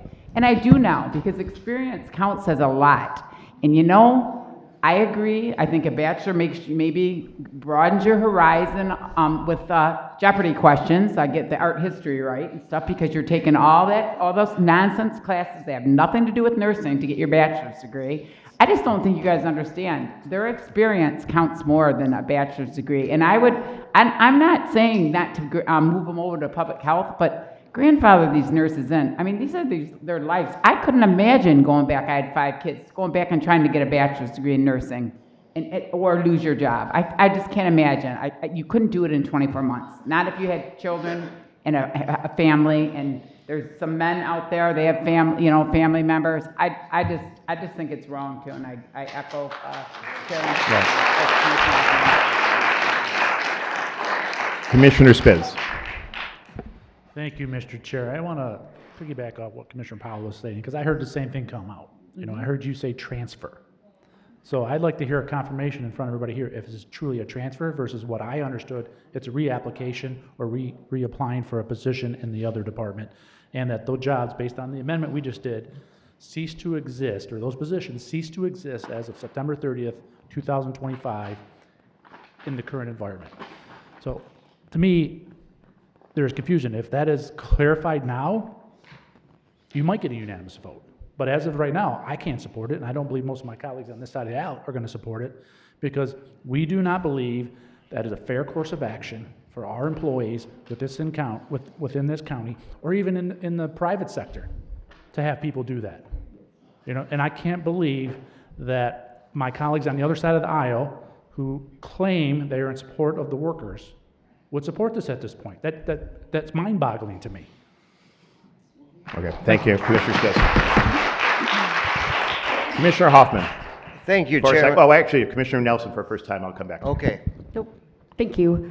I first want to say that I fully support 100% moving the Children's Village back underneath the health department, first and foremost.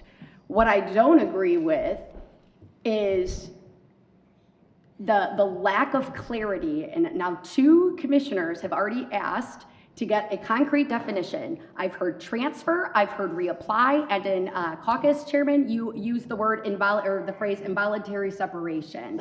What does that mean when it comes to, will these nurses be guaranteed their jobs throughout this transition, or whatever words you want to call it?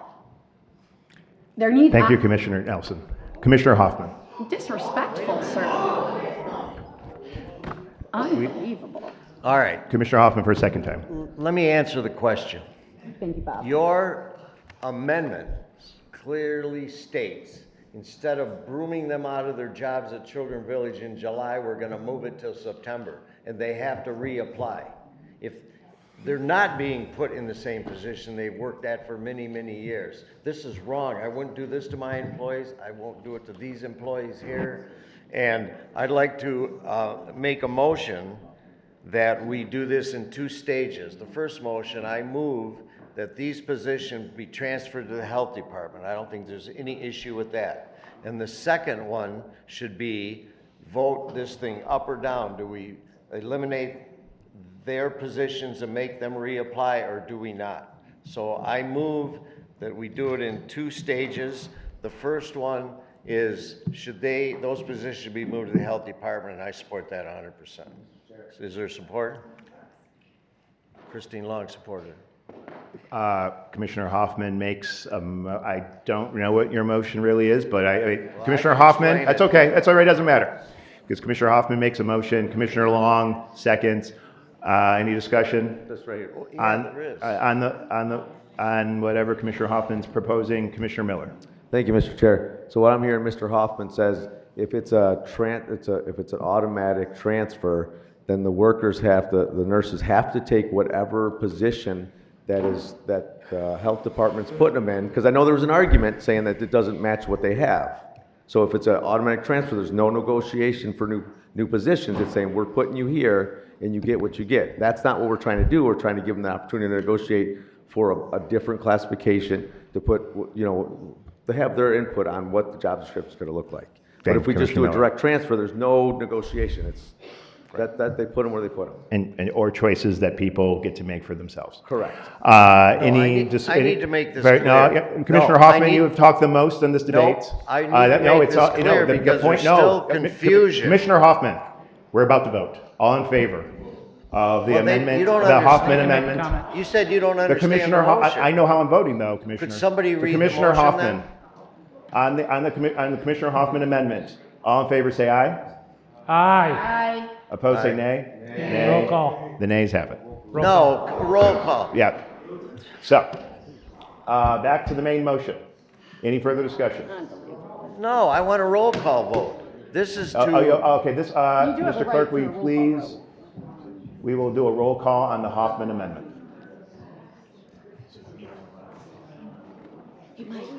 Mike. The vote on the Hoffman amendment, Commissioner Hoffman's requested a record roll call vote. So, Commissioner, this is on the Hoffman amendment. Let me just tell you.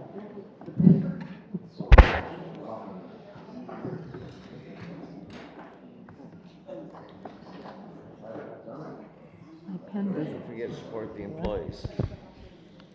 Mr. Chair, there are 9 yeas and 8 nays. Insufficient number voting the affirmative, the amendment fails. That brings us back to the main motion. I think everyone's... No harm, no foul. It failed.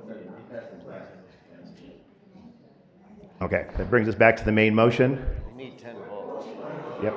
Bring it back to the main motion. You gotta have 10 votes. And yeah, you have to have 10 is a majority. You have to have 10 votes. It failed. I said it. It failed. All right. It brings it back to the main motion. Mr. Clerk, will you please prompt the vote on the main motion? Remember, support the employees. Just saying.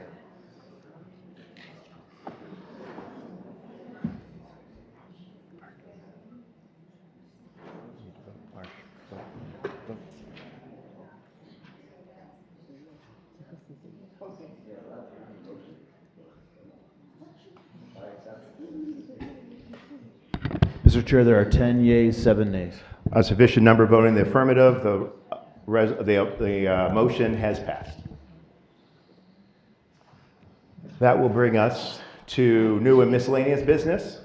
The first item is a revision to the 2025-2027 Standard Law Enforcement Service Agreement. Is there a motion? Moved by Commissioner Spiz, seconded by Commissioner Johnson.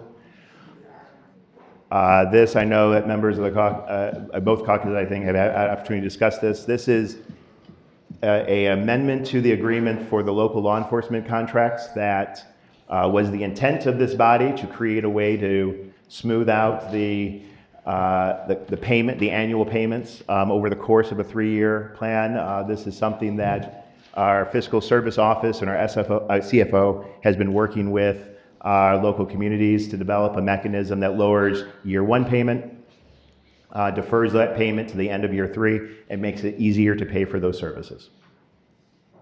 Any discussion? Yes. And Commissioner Weipert made it happen. Seeing no further discussion, Mr. Clerk, will you please prompt the vote on the item?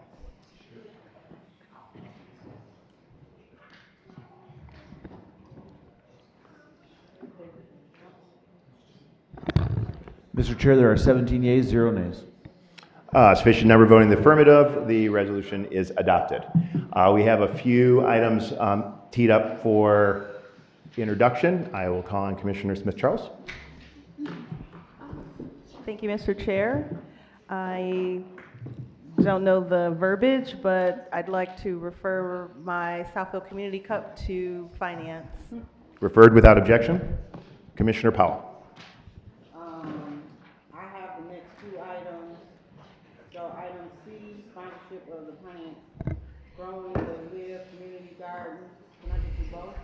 Or Both items, item C and item D, referred to finance without objection. Thank you. Okay, that will bring us back to announcements. Seeing none. Oh, Commissioner Smith-Charles, followed by Commissioner Spiz. Thank you. There are a couple of surveys in the field out for Oakland County. I want everyone to make sure to take a moment and look at, which is the Visit Oakland County survey, as well as a housing survey that is making its way around. So if you have any questions, please contact staff. Thank you very much. In fact, it's a good reminder, we're going to have staff push those out. So push it out through your social media channels, and also you yourself should fill it out and participate. But a good reminder, Commissioner Smith-Charles. Any other announcements? Commissioner Spiz. Thank you, Mr. Chair. I don't think this is necessarily an announcement, more of a request. I think many have seen the Oakland Press article, I think it came out today or late last night, relative to the Road Commission building. There was a letter, I guess, that was written by the Road Commission attorney to Oakland County.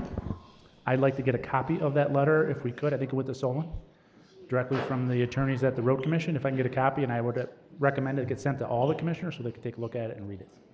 Sounds like a plan. Thank you. Any other announcements? See none, we will close announcements. This will bring us back to our second public comment. This is an opportunity to talk about any item, either on or off the agenda. I will start with the people who signed up, and I will go in this order. So, John, you're going to have to wait because there's someone in front of you.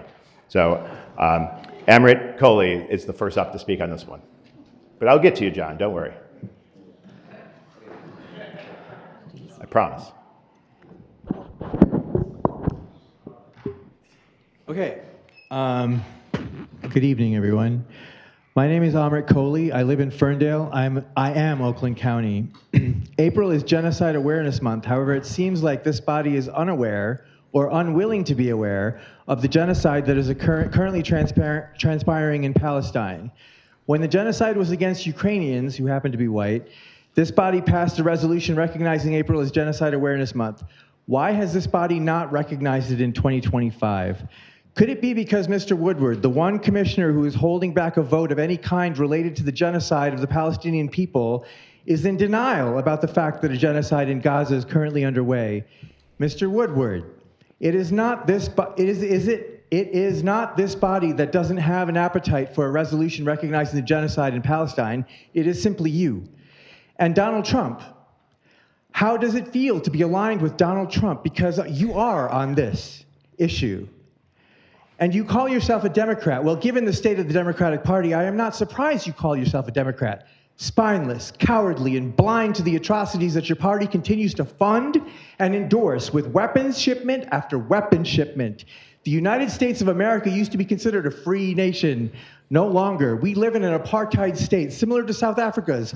Black people are disproportionately incarcerated in this country. Black people's communities are often redlined into poverty. Segregation in America is alive and well, fueled by the white supremacy that is rooted in this nation's birth.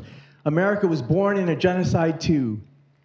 And in parallel, Israel is allowed to commit war crimes against the Palestinians like Americans are racist towards people of color. Racism is a part of the soul of America.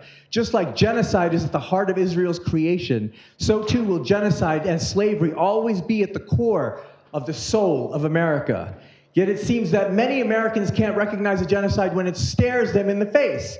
And it seems Mr. Woodward is more aligned with Mr. Trump on this matter than with a growing number of Democrats who denounce the genocide in Gaza. Mr. Woodward, you are out of touch. You are abusing your position of power by not even allowing this body to vote on a genocide awareness resolution this year, despite having passed such a resolution for the last several years in a row. This deliberate exclusion of genocide awareness this year is a direct affront to the genocide in Gaza. I hope you will change course, Mr. Woodward, because we will take this issue to the ballot box and we will defeat ignorance in the next election. You will not be allowed to continue to serve with this authoritarian fist. We will remove you if you continue this obstinate behavior of control and authoritarianism. The powers vested in this body come from us, the people, and we have been crying out for a ceasefire resolution and a recognition of the genocide in Palestine for more than a year. You, like many Democrats, are not listening to us, and that is why you lost the presidential and Congress to Trump and the Republicans. You are not listening. Thank you. Mary Gillis is next, followed by John Love. John, Mary first. John. Not yet. Mary, then you. Make yourself at home. I might take his regular spot. Mary Gillis, I live in Waterford, a long time, Oakland County, born and raised here. I'm the Director of Central Operations for the Road Commission, so I guess we are going to talk about the Road Commission, even though you don't want to hear about it. Commissioner Woodward was so nice as to come and convince my board to delay the building of our new administration building on our property that we bought from the county. We bought that property on May 8th of 2019, and the county board gave us a resolution supporting us buying it to and improving of our new building. Commissioner Miller signed it at the time, the resolution. So we bought that property from you. We had leased it for like 99 years before.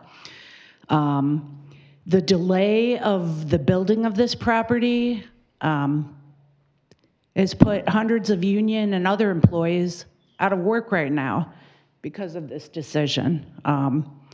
Whether you believe it or not, when you don't build a project and they're all scheduled to work on it, they can't, stuff doesn't drop out of the sky for them to work on.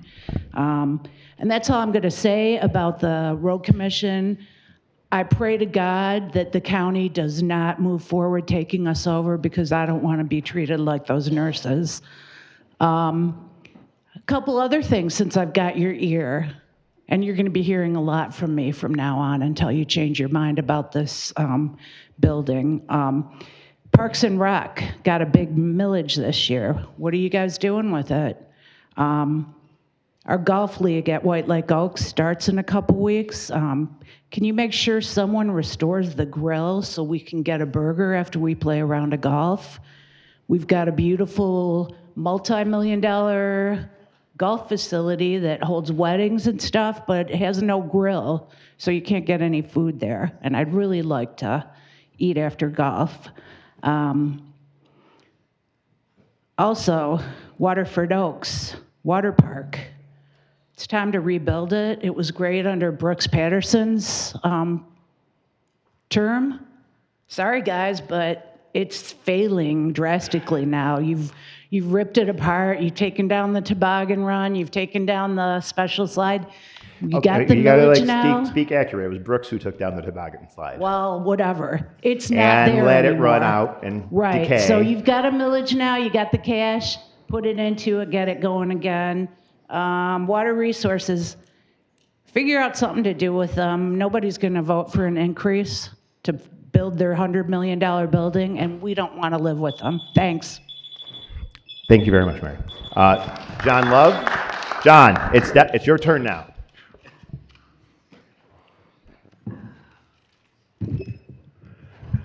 John Love.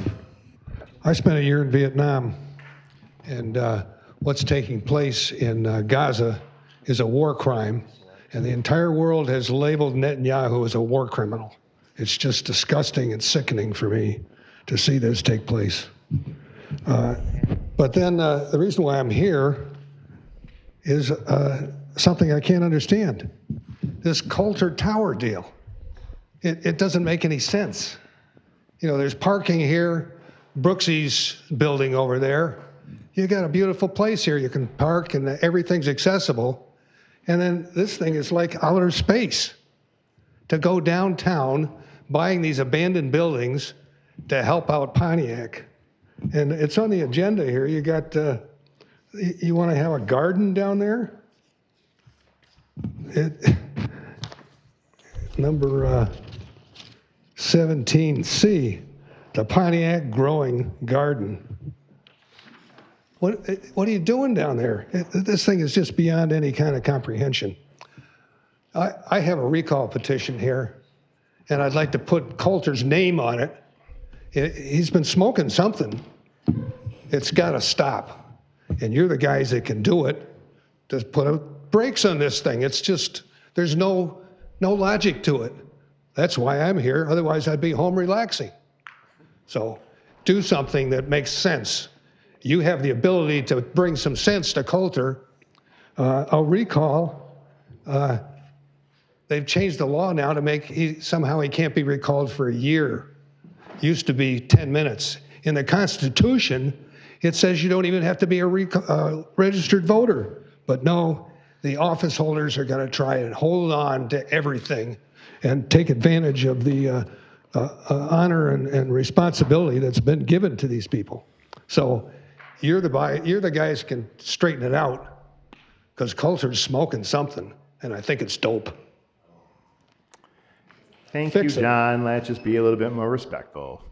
Sue Maloney.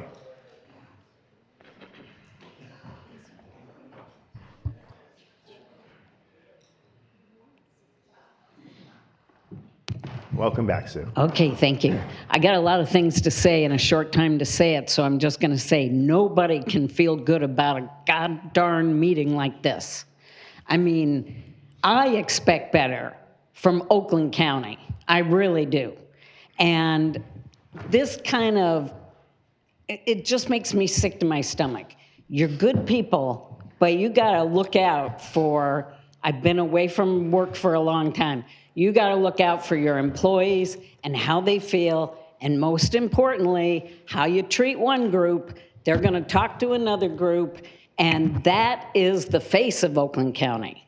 So if we don't have happy employees, did my microphone just go out? Okay, good. Anyway, okay. Just the muffler. I'm really mad that Charlie is not here tonight, because I want to speak directly to David Woodward and Charlie. I have participated. You get just me, though. Yes. I have participated in 2 years of the Royal Oak Master Plan project. I can't go into all just the ridiculous. I've been public speaking for 2 years, and it's public comment.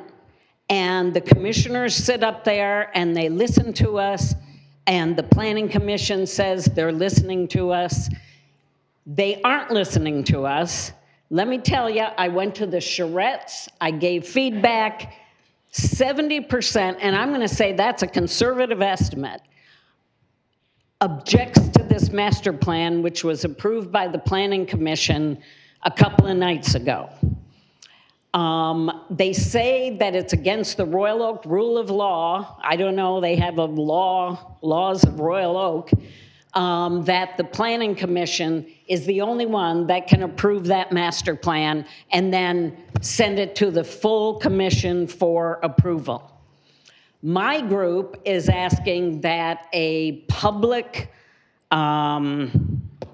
vote be taken, because they have acted like they've taken our feedback on this master plan, but a very small minority of people want it.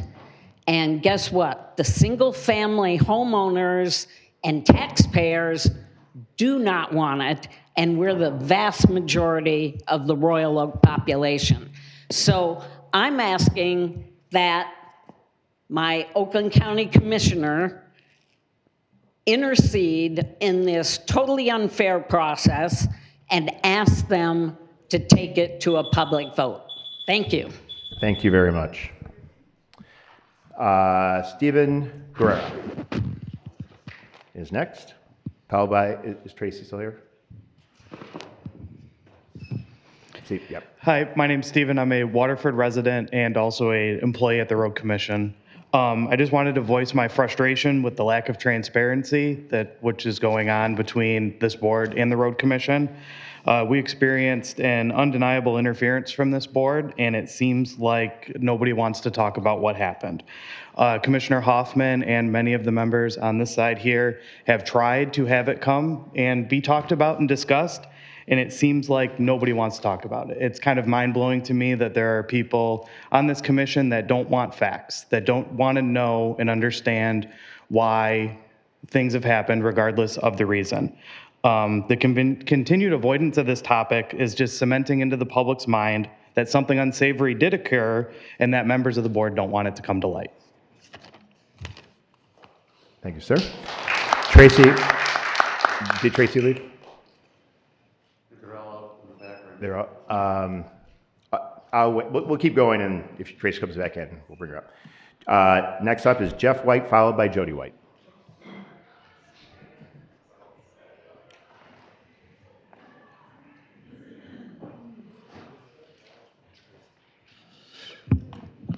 Good evening. Jeff White with Farmington, Michigan.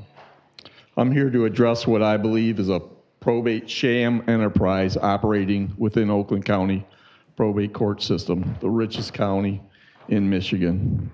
Since 2012, my family has been fighting against what I observe to be a systematic dismantling of my father's estate by predatory trustees and attorneys before traditional legal protections could take effect. What makes this more than a typical probate dispute is the pattern I've witnessed. Not once did any attorney or trustee representing my father's estate object in court when filings, billings, and testimony provided were demonstratively false.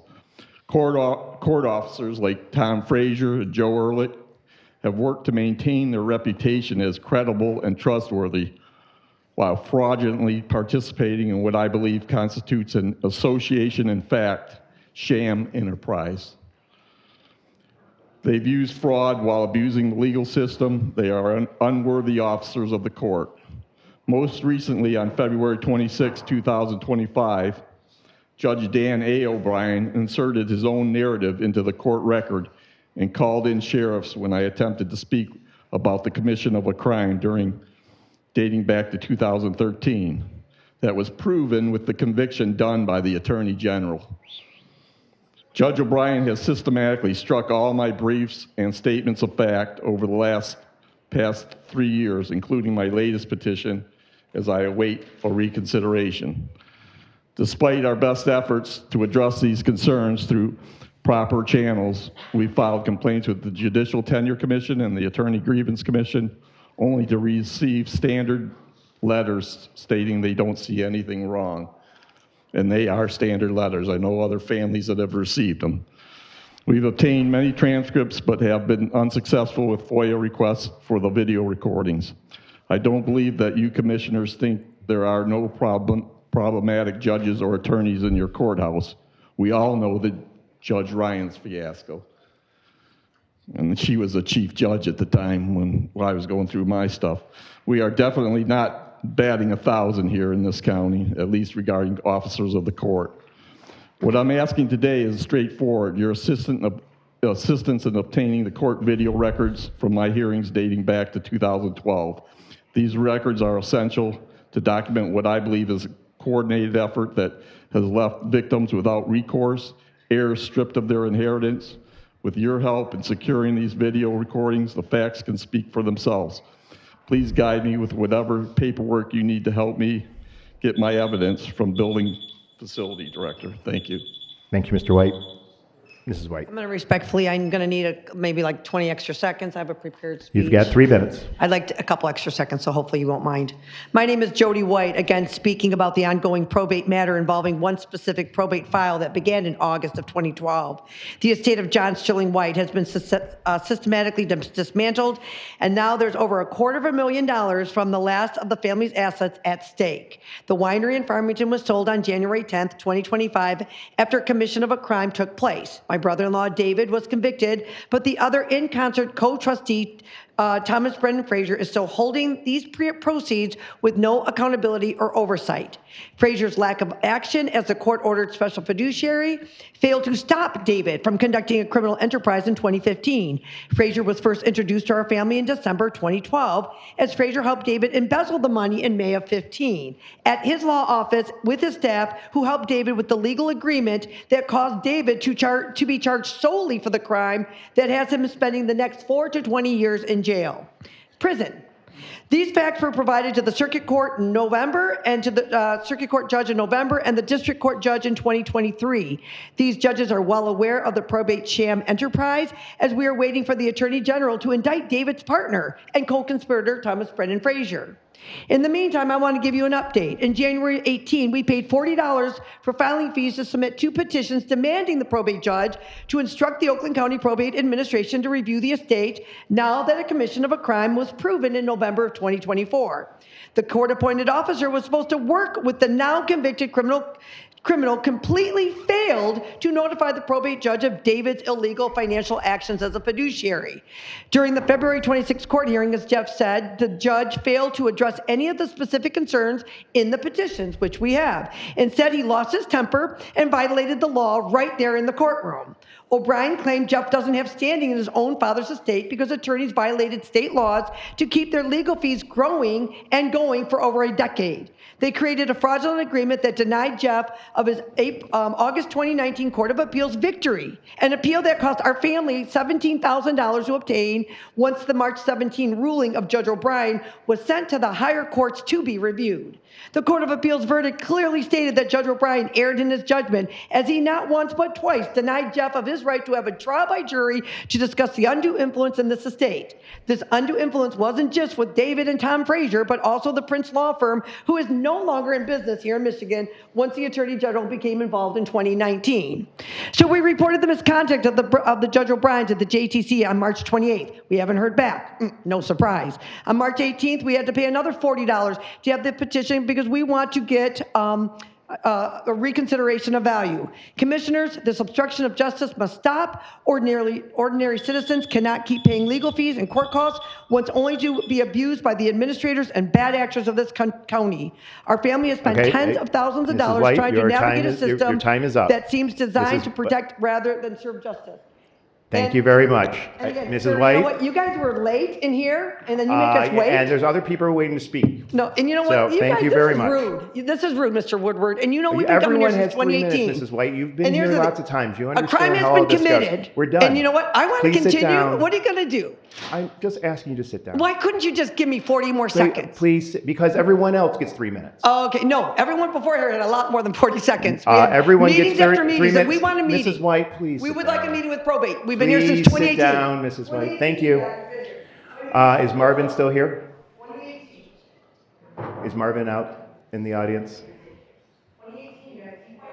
Chad Tressler. Is Chad here? All right, I'll move on. Ms. McGregor, if you could put your name on the record and residence, location. Thank you. My name is Rob McGregor. I'm from Waterford.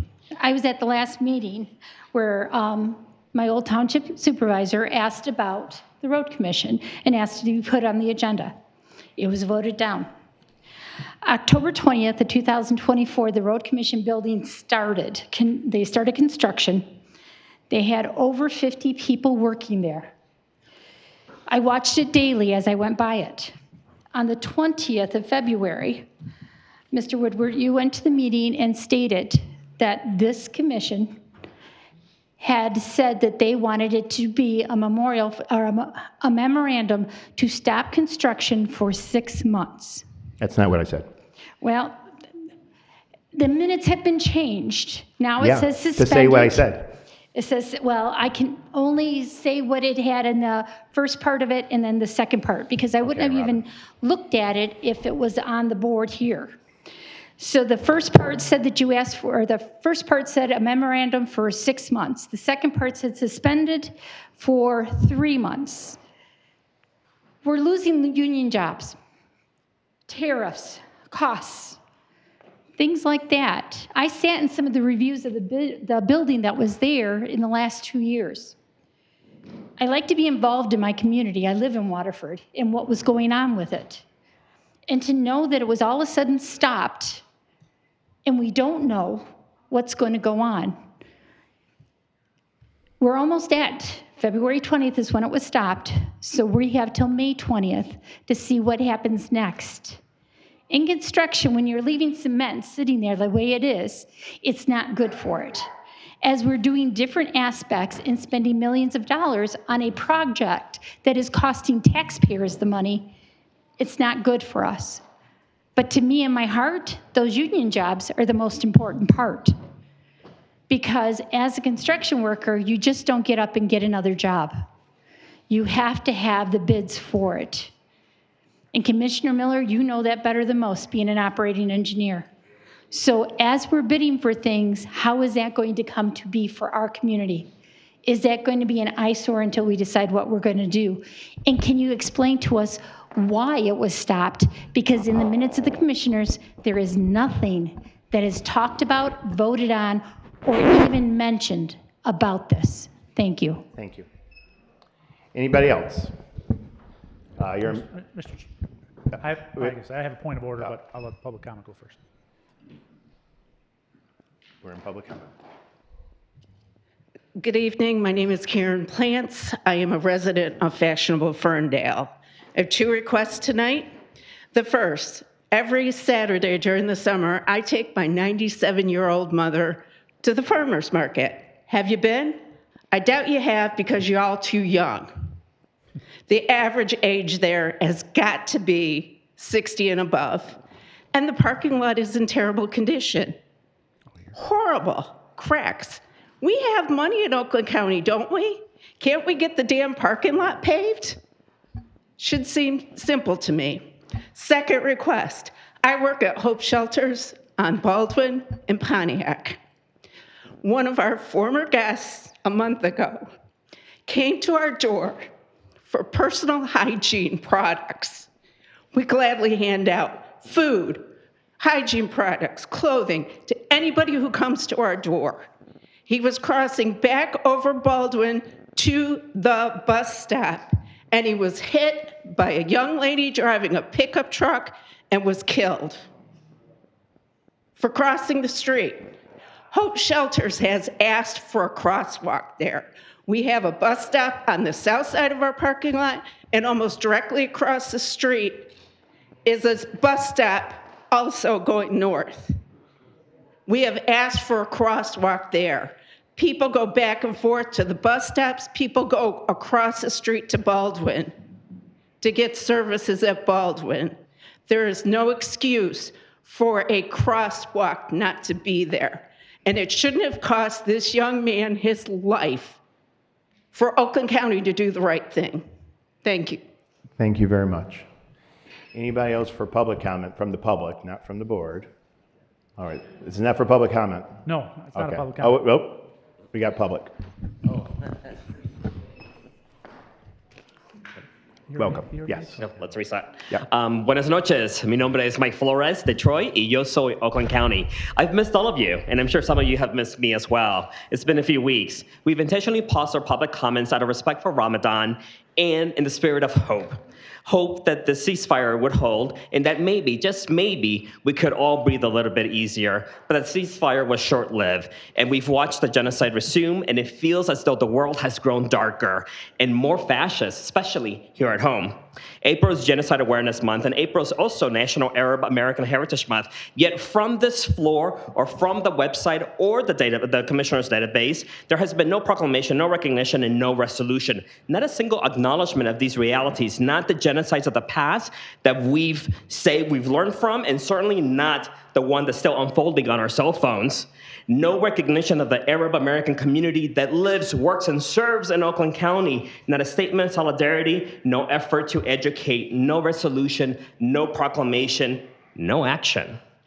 Are we witnessing a subtle erasure of people in history in real time here in Oakland County? I certainly hope not, but it's hard. It's hard to fight fascism at home when we support fascism abroad, isn't it?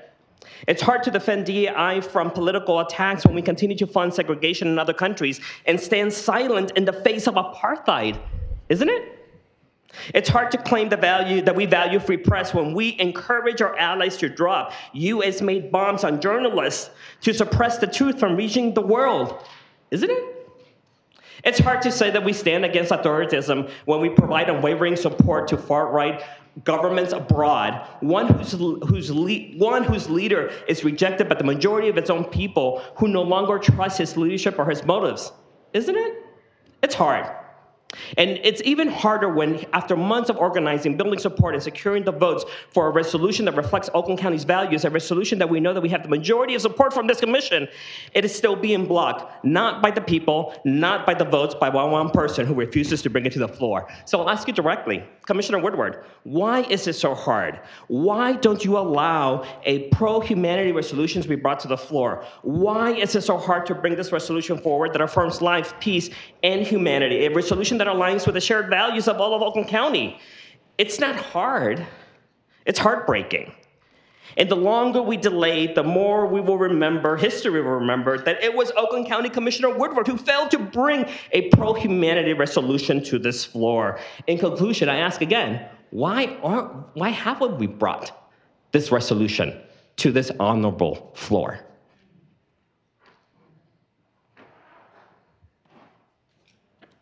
Are you done? Anybody else for public Gracias, comment? and thank you. Thank you. Thank you.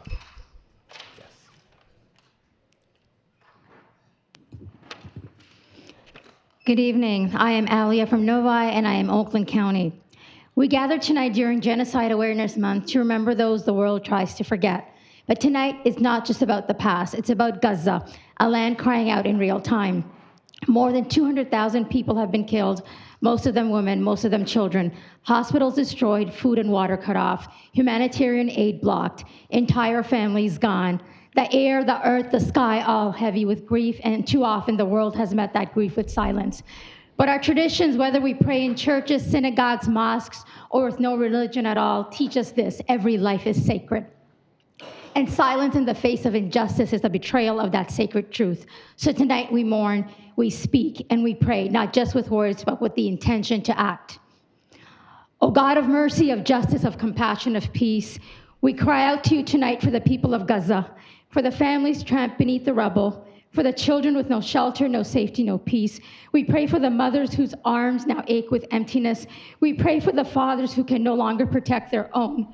We pray for the babies who never got to grow up, and for the elders who have seen too many lifetimes of pain. Shower the people of Gaza in your mercy. Give strength and comfort to the shattered. Wrap the children in your protection. Heal the wounded. Feed the hungry. Welcome the souls of the innocent into your eternal peace. Let aid reach those who are starving. Let hospitals be restored. Let the bombs cease. Let the children sleep without fear. And oh God, and to those who hold power, soften and open their hearts, awaken their conscience, break the systems that enable this cruelty, and let them see that to be human is to protect, not to destroy, to build, and not to bury. And to us here tonight, do not let us turn away. Do not let our silence become complicity. Let our heartbreak move us to action. Let our voices be louder than the fear. Let our love be deeper than the hate. O God of all people, all lands, all children, let there be peace and justice. Let there be an end to the suffering. Let there be a beginning to healing. And so, let us not grieve but rise. Call for a ceasefire. Demand the flow of humanitarian aid. Calls for an arms embargo. Speak, march, donate, vote with your conscience. Because remembering without action is just mourning. But remembering with action, that is justice. Commissioner Hoffman, what you said tonight, your words of integrity, leadership, is what we need. Thank you, thank you, thank you. Commissioner Woodward, bring the vote to the floor.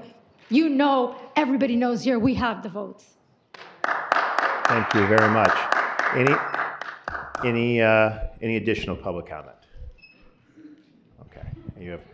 Okay, not public comment. It's not public comment. Commissioner Spitz, yes. Thank you, Mr. Chair. I have a point of order.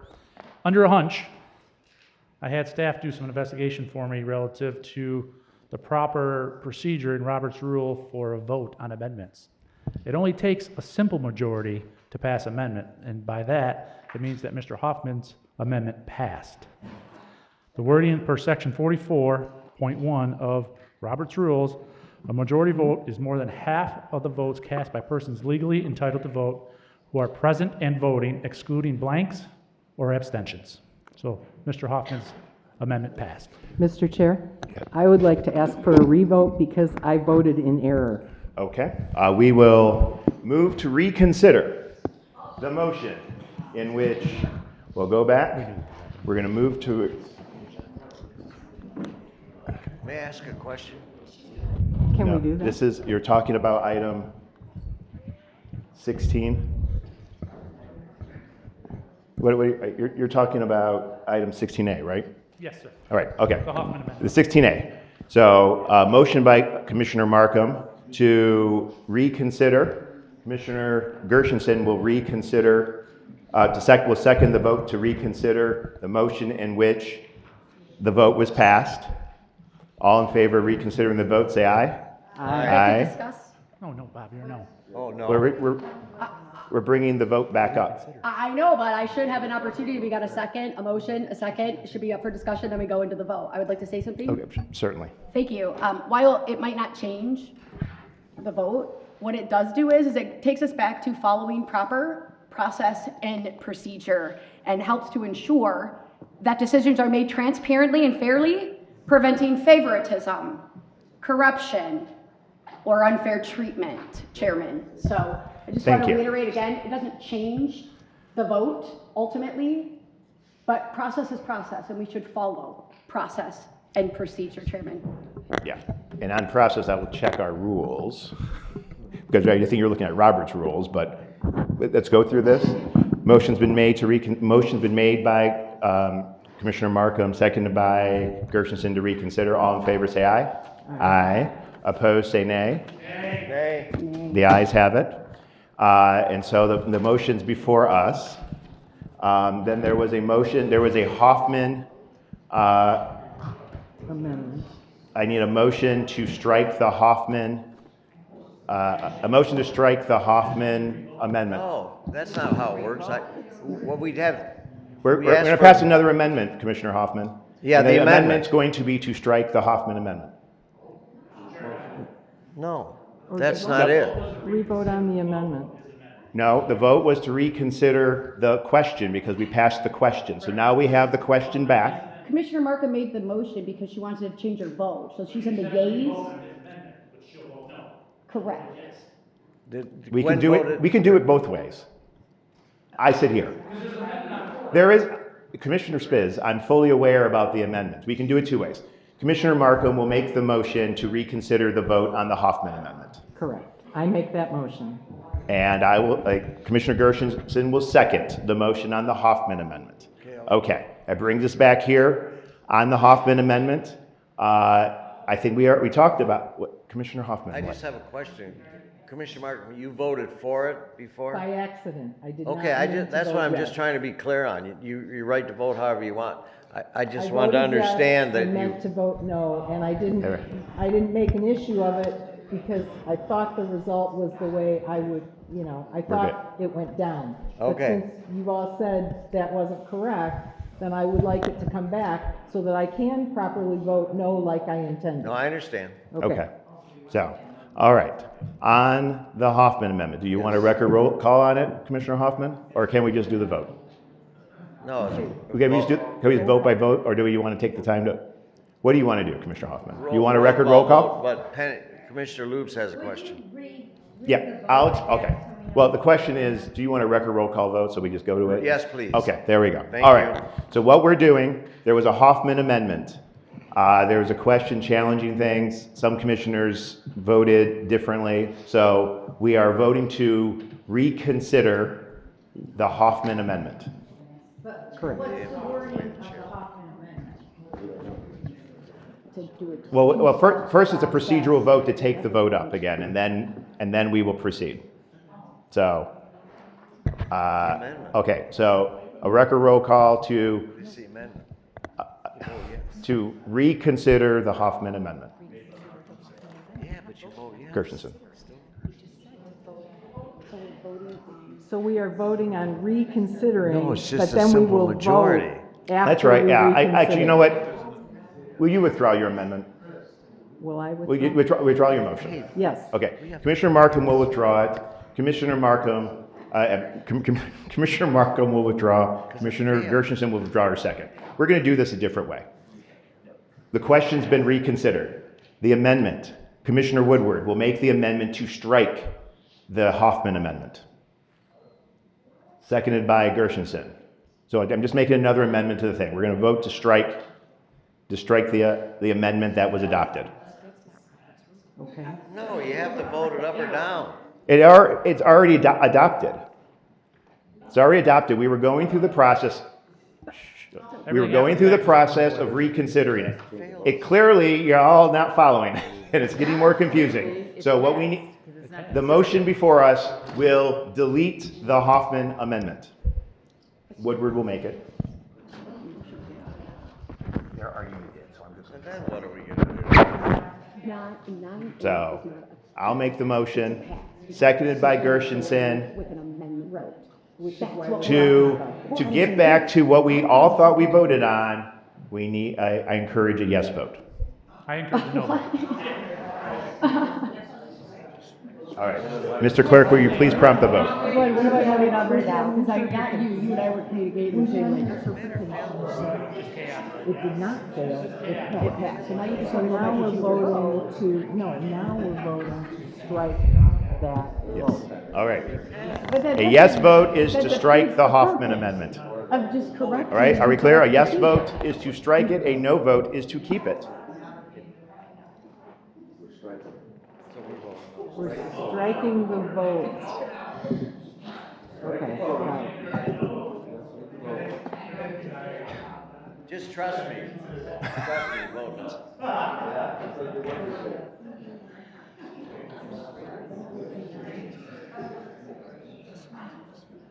I'm sorry I screwed up everybody. Could you read the word? It was invalid. Anyway. Yeah. Chairman, it defeats the purpose. Commissioner Lubes? Commissioner Lubes votes. Commissioner Lubes? You gotta vote. No, you can just say it. I'm not sure what I'm voting. Commissioner Smiley? Thank you, but that's an important thing that you just said. We don't know what we're voting on, sir. We're voting to strike the Hoffman amendment. No. The motion that was made is over run changing the process that was a 9-8 vote to expel on the screen, but technically it's a pass. Because it only requires a simple majority for an amendment. Okay, That's it. do we want to close the vote? There's no leadership over there. Vote yes. Yes. Okay, wait, Commissioner Miller? Commissioner Miller? No, Commissioner. Clerk Miller? Penny Lubes is telling you something.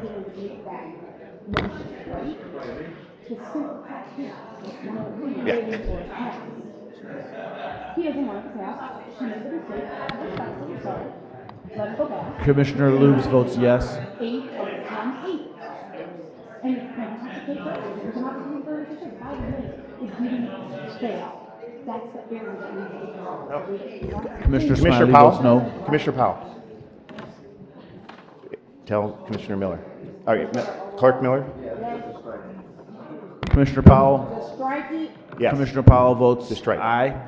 No, which one we doing? Striking? Yes. Yes, I want to strike it. So that'll be no, right? Commissioner You want to Powell vote yes to strike the Hoffman amendment? Yes to strike it. Commissioner Powell votes aye. I'm even confused. Sorry, y'all. Y'all had to help me because thank you. You had to help me. Thank you. All right. I made the mistake. Mr. Chair, on the question, the Woodward amendment to strike the Hoffman amendment, there are 10 yeas, 6 nays, and 1 vote present. Okay, great. All right, that brings us back to the main motion. We've discussed it enough, so we're voting on the resolution now. Okay. That RA was moved and seconded. You can abstain. Huh? Last vote. What? What? There was, well, we voted to reconsider, so isn't that still up? So Commissioner Markham, seconded by Commissioner Gershenson. That's your girl. All right. Okay. Yes. I'll make it up to you. What are we voting on now? We're voting on the resolution. So we've got rid of the stuff that shouldn't have been in there, and now we have a clean resolution. I would urge everyone to vote yes. Yes. Yeah, yes. This includes the amendment that was adopted. So the amendment we discussed in caucus, in the Democratic caucus, is part of this. Change your vote. I strongly encourage a no vote. Stay over there. Stay over there. Because she just played. What do we do? What? So this is no. Yes, this is, we're voting now on, it already was announced. That's the Hoffman amendment. That's the Hoffman. Right here? No, right now. Stop. Come on, guys. It's been a long night. Let's get serious. Let's finish the work. Okay. Right now, we are voting on the resolution.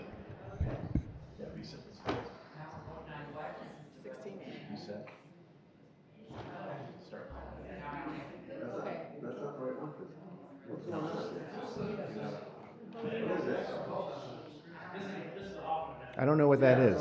I don't know what that is. I have a prompt. Do you have a prompt? Can you please get that off the board?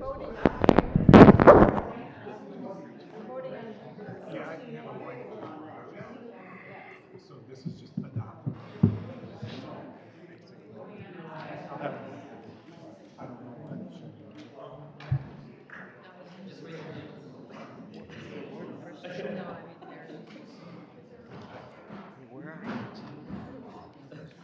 No, don't.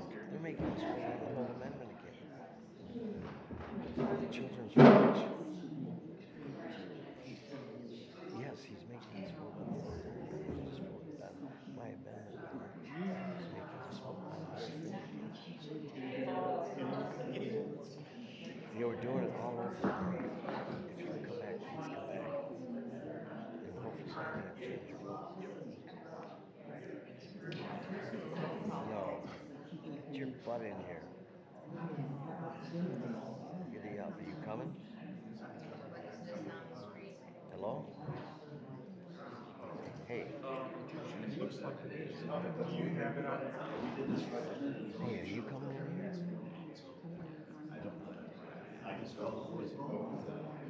We'll call a voice vote. We're gonna, for whatever reason, we're calling a voice vote. We're gonna call a voice vote on the final passage of. We're gonna just read it off and go. I tried to do voice votes, but others objected. Okay. Okay. We're gonna do a voice vote. This is on item 16A as amended. It's entitled The Reassignment of Children's Village Medical Clinic Services Operations from Public Services to Health and Human Services as amended. A motion was made by Markham, supported by Gershenson. Roll call vote. Commissioner Cavell is absent with notice. Commissioner Erickson Galt. Yes. Commissioner Gershenson. Yes. Commissioner Gingill is absent with notice. Commissioner Hoffman. No. Commissioner Johnson. Yes. Commissioner Joliet. No. Commissioner Long. No. Commissioner Lubes. Yes. Commissioner Markham. Yes. Commissioner Miller. Yes. Commissioner Nelson. No. Commissioner Powell. Yes. Commissioner Smiley. No. Commissioner Smith Charles. Yes. Commissioner Spiz.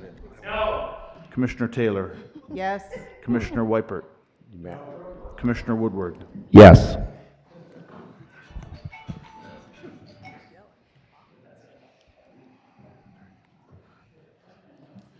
Mr. Chair, there are 10 yeas, 7 nays. An affirmative, enough voting in the affirmative, the resolution is adopted. Okay. You good? Well, let me get a glass of water and let's go. No, anyway, okay. That concludes all the business. Public comment is closed. We will stand adjourned until May 1st, 2025, or call the chair. Thank you.